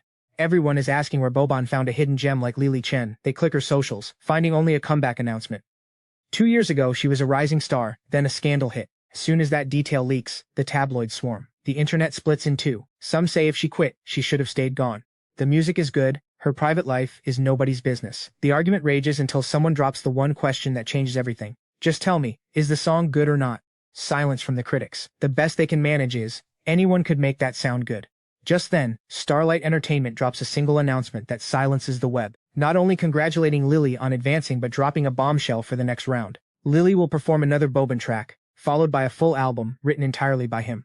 More than one song? The internet loses its mind. Lily Chen and Bobin are trending, but a dark post quietly begins to climb the next day. It hits the top 10 already. The headline is brutal. Lily Chen is having an affair with the mystery singer Bobin. The post claims she seduced him to boost her comeback. Paid accounts amplify it everywhere. Comments pile up, so she got this far by selling herself. Bobin is no better. They deserve 0 points. Fans try to defend Bobin, but they are ignored. Within an hour, the post tops the trends. I just finished my morning run, knowing nothing. Lily steps out of her room, dark circles under her eyes. She didn't sleep. Her mind kept replaying the moment I held her hand. Coco sees her and assumes the insomnia is about the trending posts. Coco rushes over, anxious. Lily. What does Flynn say? He has to come out and clear things up. If Lily posts a statement, it will backfire. But Lily's mind is a million miles away. She stares at Coco with a blank look. Clear up what? What happened to Flynn? Coco is speechless. She realizes Lily has no idea what is happening. She kicks the floor in frustration. Lily, are you still thinking about him? He is fine. The one with the problem is you. Check your socials. Lily finally senses something is wrong and pulls out her phone. Notifications flood in, dense and suffocating. She opens the messages, her hand trembling. She takes a deep breath and starts scrolling. 9 out of 10 are pure abuse. She leaves the messages and hits the post, seeing the avalanche of paid accounts. After a moment, Lily sets the phone down. She picks up her spoon, her face eerily calm. That just worries Coco even more. Lily, you are not going to do anything? Lily pats her hand. The truth speaks for itself. But public opinion does not care about the truth. Lily's eyelashes tremble. It is a storm inside. But she knows Flynn stayed anonymous for a reason. He does not want exposure. So she will not be the one to reveal him. All of the internet is waiting for an answer. Finally, Lily's socials update. Everyone rushes to click, then goes completely still. No long statement, no PR speak. Just 4 words, the truth speaks for itself. The online reaction intensifies instantly. Meanwhile, over at Tianma, Lisa Liu is in a great mood. The company gave her a good scolding, but watching Lily fall makes it all worth it. Every one of those attack comments was paid for by her. As long as Lily suffers, every cent is well spent. Manager Chen, standing beside her, does not smile. She thinks Lisa has lost her mind. Lisa, this is defamation. If Boban decides to take action, you are finished. Lisa sneers. How is it defamation if nothing is happening? Why would Boban write for her? Look, she didn't even deny it. She just said the truth speaks for itself. False moral superiority. Manager Chen watches this woman fall apart and silently begins calculating her exit. Meanwhile, I am at the hotel, taking a quiet shower. I ignore my phone blowing up outside the shower. Just a towel, then I check the caller ID. Subdirector Lee, what now? Shaylee sounds completely unimpressed. A man with nothing better to do? Really, man, you are trailing behind. Get to the point. Shaylee's voice spikes. It is Lily. She is being shredded online, and you are just sitting there. I straighten up instantly. My voice turns cold, sharp, present. What happened to Lily? Shaylee feels that shift deep down.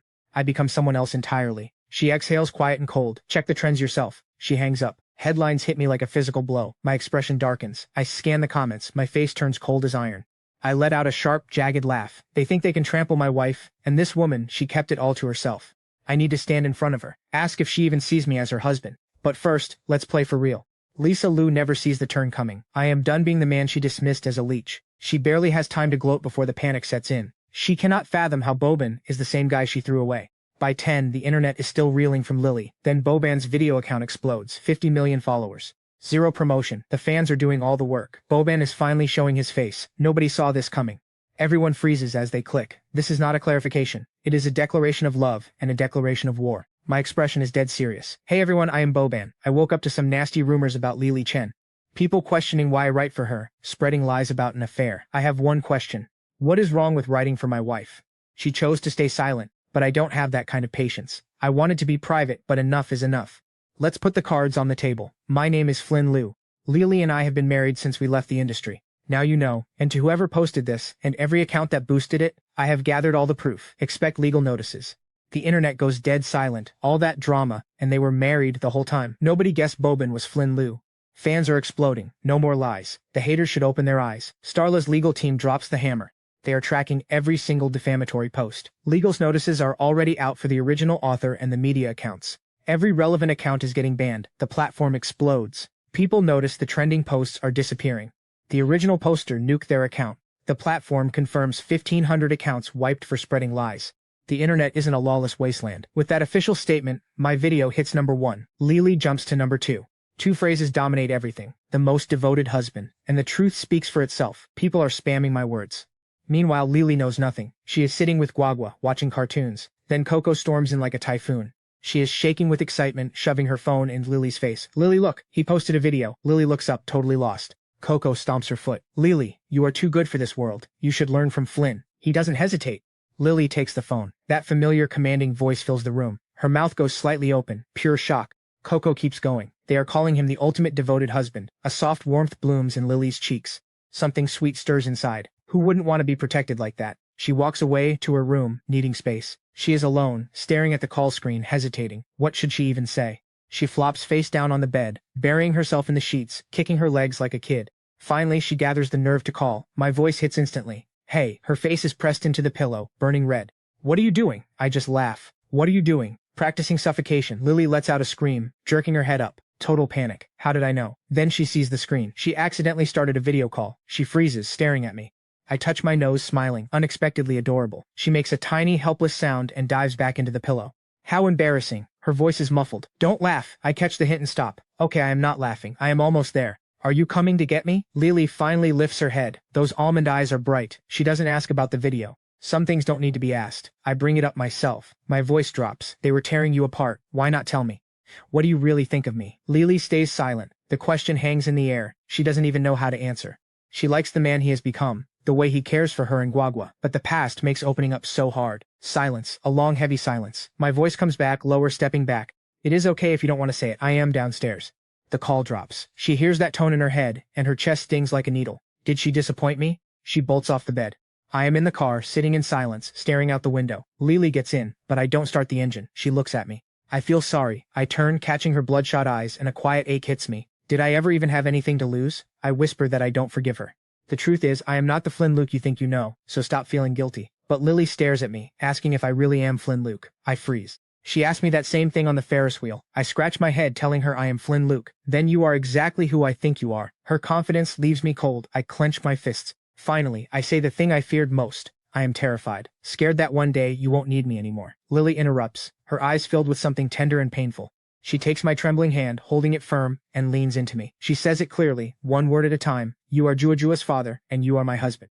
Whatever happens, I am not letting you go. Being here in my arms is all that matters. Her words are soft but firm. I finally have the answer I needed. I pull her close and laugh. From this moment, nothing will shake what I know is true. After a while, Lily slips from my arms, embarrassed. I am still wearing the most ridiculous grin. She shoots me one of those looks. She laughs too, and it erupts into genuine joy. The car drives away. We are both different now. Meanwhile, at Lisa Lu's apartment in Tianmi Entertainment, pure disbelief. How could Boban actually be Flynn? Lisa is livid. She swipes everything off the table in one violent strike. Everything shatters. It is not enough. She marches forward and stomps on the wreckage of her makeup and expensive cosmetics.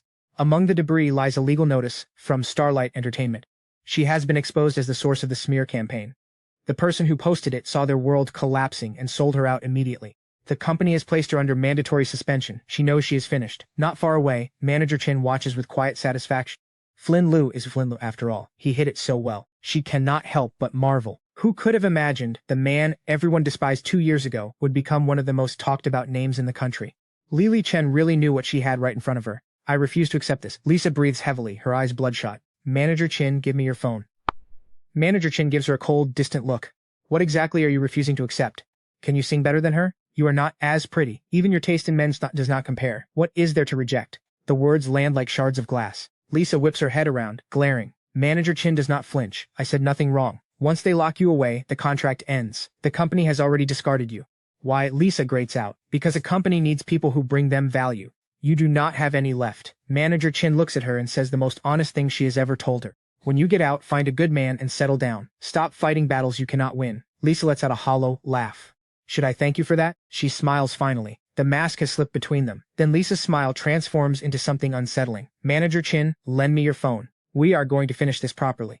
Manager Chen frowns. What are you going to do? Drag everyone down with you? Lisa's smile turns freezing. Why does Lily Chen get to be above me in everything? She is just an orphan. What right does she have? Now that I know Boban is Flynn Lu, I still have one weapon left. If I cannot touch Lily, I will destroy Flynn Lu. Nobody deserves to be happy. Manager Chen watches this woman crumble and knows she has already lost her. She wants to say Lily Chen never competed with you. Her character is 1,000 times better than yours. But she cannot say it. Anything you provoke would only make Lisa explode completely. So, Manager Chen hands over the phone. Take it. But whatever happens next, I have nothing to do with it. Lisa takes it under the watchful gaze of Manager Chen. She dials the number. Chen Shui, it is Lisa Lu. Meanwhile, the dinner table at the apartment has a strange energy. Guagua eats with total happiness. The manager and Yun smile throughout the meal. Coco keeps her head down but cannot help but steal furtive glances at Lily and me. Lily's face and neck are completely red. She loves to disappear into her bowl, and I smile like an idiot, peeling crabs one by one and moving them to her mouth with my chopsticks. Lily is mortified. She thinks, why have you been like this since we left the car? I, on the other hand, think this is completely natural, she admitted. I am her husband. What is wrong with that? Can you stop? Just eat. Lily stares at me, annoyed. That look freezes me. So, this is what it feels like when a girl looks at you like that. Love really is something special. Finally, I stop feeding my wife and turn my attention to feeding Guagua instead. After dinner, I return to being myself, sitting on the sofa thinking about the song for the next round. Going from 16 to 8 was easy. Going from 8 to 4, that is another story. The remaining competitors can match Lily note for note. Everything comes down to the original material and that night's performance. Having only 3 days to create something great is a challenge for anyone. Even I am struggling. Now what song would give us the win? Lily is not an idol. She sits beside me and works on her song, but it just will not come out. There is a key melody she cannot reach. Lily frowns hard. The melody is like trying to catch a cat. Frustrated, she messes up her hair from scratching it so much. It is night and there is no inspiration. But the next day, Lily wakes up to another story about me trending. At first, she does not pay much attention. These days, there is always something about me trending. Then, she reads the headline well. Her heart tenses and flutters. All over the web, everyone clicks the same post. Used to Boban, they click without thinking. But reading what it says, everyone is stunned. Some even rub their eyes, disbelieving the text. Bobin is a domestic abuser. The headline is devastating. People stare and then erupt into outrage. This has to be a joke. Yesterday he was the most devoted husband, and today he is an abuser? They rush to open the video in the post, wanting to see who is making this up. It is ready. The video loads. It is Chen Shuai and Yi Tian, members of my old idol group. Chen Shuai speaks first. Hello everyone, I am Chen Shuai. I used to be friends with Flynn Liu. Why used to be? Because I am ashamed to be associated with someone like him. I know you do not believe me, but he is an abuser. I have an audio recording as proof. When he came to ask me to help him get back into the industry, I casually recorded it. I never thought it would become evidence to expose what he really is. I am showing my face. I am not afraid to face him. The internet response is instant. Sources identified, real faces. People hesitate. Then, Ye Tian lifts his phone. I can confirm that everything Chen Shuai said is true. Let everyone listen to the recording. He presses play. Everyone leans forward. A voice is heard. Chen, is there any possibility I could return to the company? Chen Shuai's voice, cold and disdainful. You married a superstar, why would you need anything from that? My voice, again, with a carefree and mocking tone. Women are like clothing. What matters is the career. And if you want to come back, will Lily Chen agree to that? In the recording, a laugh, then the words that shatter the internet. Honestly, in this house I am the one in charge. If she does not agree, a beating fixes it. You cannot spoil women. The recording ends, but the outrage is only beginning. Disgusting. This is what a man looks like. Women go on the offensive, but even the male viewers are furious. Chen Shuai continues in the video, with a face tense with righteous indignation. You all heard it. That is your supposed devoted husband? The video ends. The comments are already a mess. I was blind for ever having liked him. That recording made me sick. What is Flynn Liu really like behind closed doors? And right now I am sitting in silence, listening to the same recording on my phone. The same nauseating sensation resurfaces. I run to the bathroom and vomit. For a moment I am back inside that person. The original soul, suffocating and vile. Those things happen. They are real. I cannot deny the pain Lily went through. My phone does not stop ringing. I do not look at it. For the first time, I choose to hide. I pull the covers over me and do not move, as if that could make it easier. The pain is not the criticism. It is the memories coming back. Lily suffered. Seeing Guagua suffering right there in front of me, vividly. I realize I have never forgiven myself. Even with everything I have done to fix things, nothing changes what happened. Meanwhile, in the apartment, Lily calls me again and again after seeing the post. She is out of her mind with worry. She knows me better than anyone. She has seen every change. She has seen every act of repair, knowing the past stopped mattering to her a long time ago. But she knows I cannot say the same for myself. Manager Yoon and Coco watch, their expressions pained, angry, and helpless. The calls go unanswered. I have completely vanished. Lily's heart twists. Jua looks up from her arms. Mom, are you calling Dad because you are going to find him? One sentence. Lily cannot stay still anymore. She jumps up and bolts. She has to find me. She reaches my door, breathless, biting her lip, and knocks softly. No answer. She does not stop. Call after call. She will not leave until I come out. Under the blankets, I finally register the constant pounding. I force myself up and open the door. Lily's eyes are red, only 1 day apart, and I can barely look at her. I cannot meet her gaze. She saw the post. She remembers everything now. I close the door behind her in silence, like a man walking toward his own sentencing. My voice is rough. I am terrified. Now everyone knows. What is she going to do? Divorce me? In that exact moment, Lily sees the look in my eyes and shifts from worry to pure fury in a blink. She grabs me, pulls me onto the bed, and wraps her arms around me. She bites down hard, pain flares. I wake with a jolt. Instinct screams to pull away, but I stay still. Just let her. Maybe it helps. Finally, Lily lets go. She looks up, eyes clearing, then collapses. You are stupid, she cries. She rolls up my sleeve. Rows of deep red marks. Broken capillaries, raw and stinging. There, we are even now, she says between sobs, then launches herself at me. We are even. No more sadness. I stay frozen. Her warmth against me feels impossible. I stroke her hair, barely daring to breathe. 1 second I was lost, now, glory. I smile. Lily says we are even. Since arriving in this world I have walked on eggshells, always feeling I owe something. Now, she says, we are even. God, that feels good. My tears fall unchecked. I have been trying to save them, but I was saving myself too. We sit there, hugging like absolute fools. After a while, Lily speaks from my chest. Don't do that again. Guagua and I will worry. I nod. My voice is rough. I won't. Lily looks up, face flushed, eyes still wet and bright. Something flickers across her expression. A realization. Her eyes light up with sudden emotion. Oh, I think I found the melody. What melody? I can't help but tussle her hair. The song I've been working on. Inspiration just hit. She is off. She leaps from my arms. I scratch my head, already missing her warmth. I pull a sheet of staff paper from my bag and hand it over. Take this. Lily nods, face still red. She sits cross-legged, composing instantly, humming softly, writing fast. In moments, a full composition appears. She looks at me, eyes shining. I finally have it. Want to see? I shake my head. I would rather hear you sing it. Her face turns even redder. Still no lyrics. Hum it. She nods. No accompaniment, just her soft voice drifting through the silence. The moment the melody hits, I freeze. My eyes go wide. I have heard this before, in my original world. Unbelievable. I listen, breathless, until the passage ends. Wait, I interrupt, grabbing a pen and the paper, write furiously. Lily has no idea what is happening. She leans in, eyes widening as she sees my work. I am writing the lyrics. She hums it once and I am already scribbling the words. Lily inches closer. The lyrics match her dream perfectly. She watches them, then looks up at my profile. Suddenly, she presses her lips to my cheek. My hand jerks. Ink smears across the page. Lightning just struck. That pressure stays on my cheek like a brand. I look at the paper, heart blooming. The title Lily wanted for her song, Bravery. And the second she realizes, Lily panics. She drops her head, wishing for a hole to swallow her. Luckily, I show no reaction. She would have run otherwise. She is easily embarrassed. So I bury the chaos in my chest and keep writing till the lyrics are done. I hand it over, casual as can be. Now, sing it properly. She does. Start to finish. I smile and nod. Beautiful. The next round is yours. It is because your lyrics are good. Without your melody, there is no. But at the word wife, Lily goes shy. She hides her face in her arms like an ostrich. You haven't finished enjoying that vibe when a sharp phone chime breaks the mood. I check the screen. Deputy Director Lee. She has definitely seen the rumors. The call connects. My voice stays steady. Hello. Is everything all right? On the other end, Lee stays silent. She asks cautiously. Are people saying nasty things? On the internet? Not going to respond? I look at Lily, who pretends to study the lyrics. Her wandering eyes give her away. I wink playfully. Her face goes beet red. She looks away in a panic. I speak into the phone, calm and serene. No need to clarify. What they said is true. Silence. After a long moment, Lee returns incredulous. Why? I cannot believe it. The person I know. I interrupt. Deputy Director Lee, do you really know me? What is online is true. If I do wrong, I face the consequences. As for public reaction, let them talk. My eyes never leave Lily, completely soft. As long as the people I care about understand, that is again, silence. When Lee speaks, the loss in her voice is clear. Understood. I will hang up. Before I even put the phone down, Lily speaks. You were too cold, not kind. Are you completely baffled? Cold? Lily adds something, eyes lowered. She likes you. Wait. Lee likes me? I scratch my head, a headache forming instantly. I just see her as a normal friend. How do you know? Lily stares at me, voice dead certain. Instinct. I trust my gut. I scratch my head, perfectly sincere. Your instincts are wrong. I am a man with a wife and daughter. Developing feelings for someone else would be disrespectful. Love must be serious and unique. She sees the honesty. She nods slowly, silent. But an urgency grows. You not liking her doesn't stop her from falling for you. And Lee is much more successful than her. I watch Lily, replaying the talk. Suddenly it clicks. My eyes light up with amusement. I nudge her arm. Are you jealous? Lily dissolves into chaos. Flustered, face red. No, I am not. The volume says denial. Everything else says otherwise. She is jealous, no doubt. My smile grows.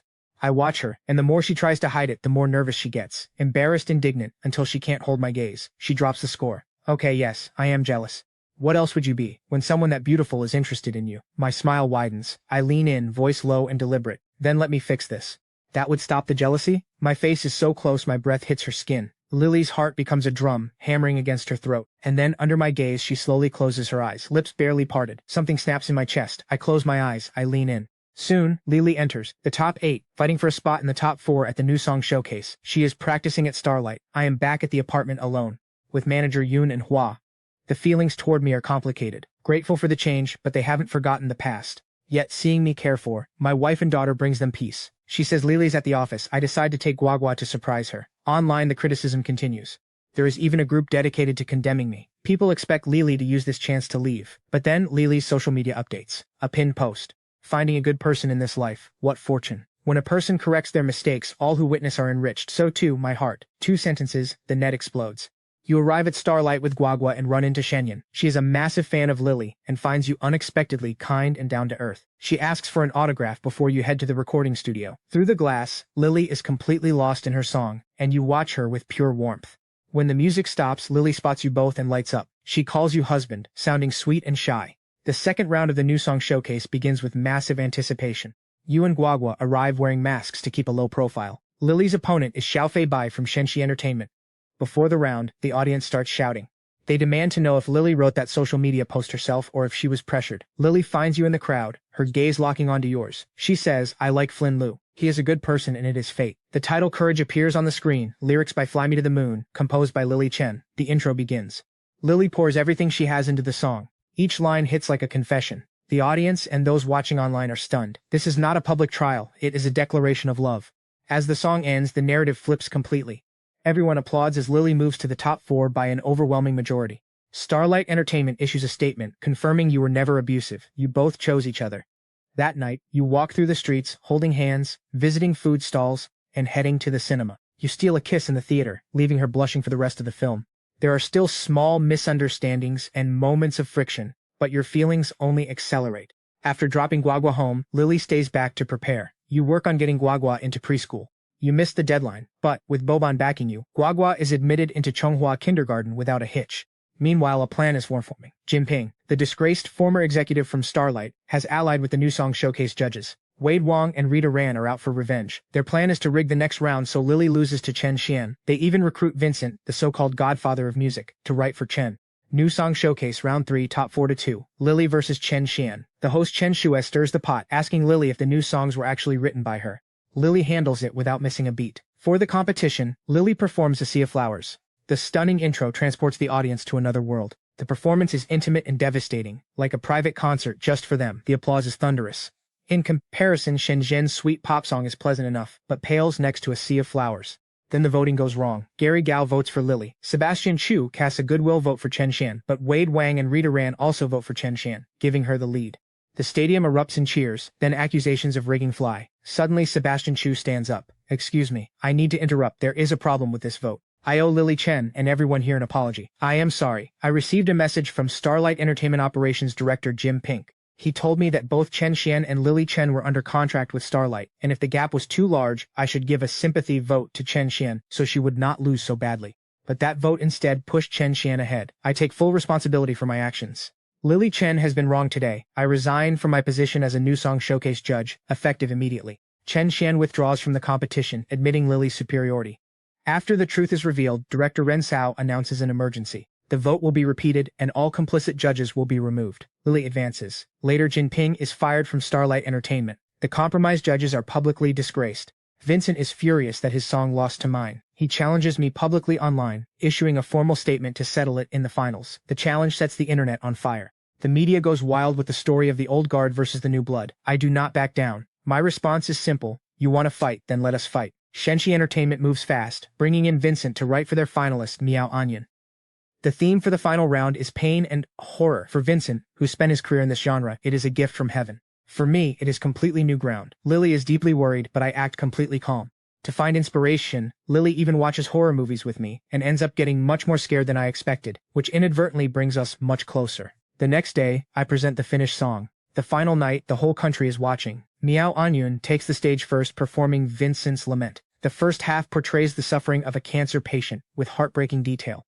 The second half is dense, suffocating instrumental work. It is hard to bear, but the artistry is undeniable. Vincent watches with total confidence. Then Lily walks onto the stage, dressed in a crimson wedding dress, a phoenix crown on her head. Her makeup is beautifully haunting, soaked in sorrow. Her eyes are hollow. The title appears on screen, slow and deliberate. The music begins. The erhu and pipa weave into a melody of deep, bone-chilling sadness. Lily opens her mouth and her operatic vocal style leaves the entire arena stunned. The lyrics describe a ghost wedding. Not a single word mentions pain, yet every line is drenched in it. As the song builds, the horn sounds and breaks, suddenly pushing the atmosphere to a heartbreaking climax.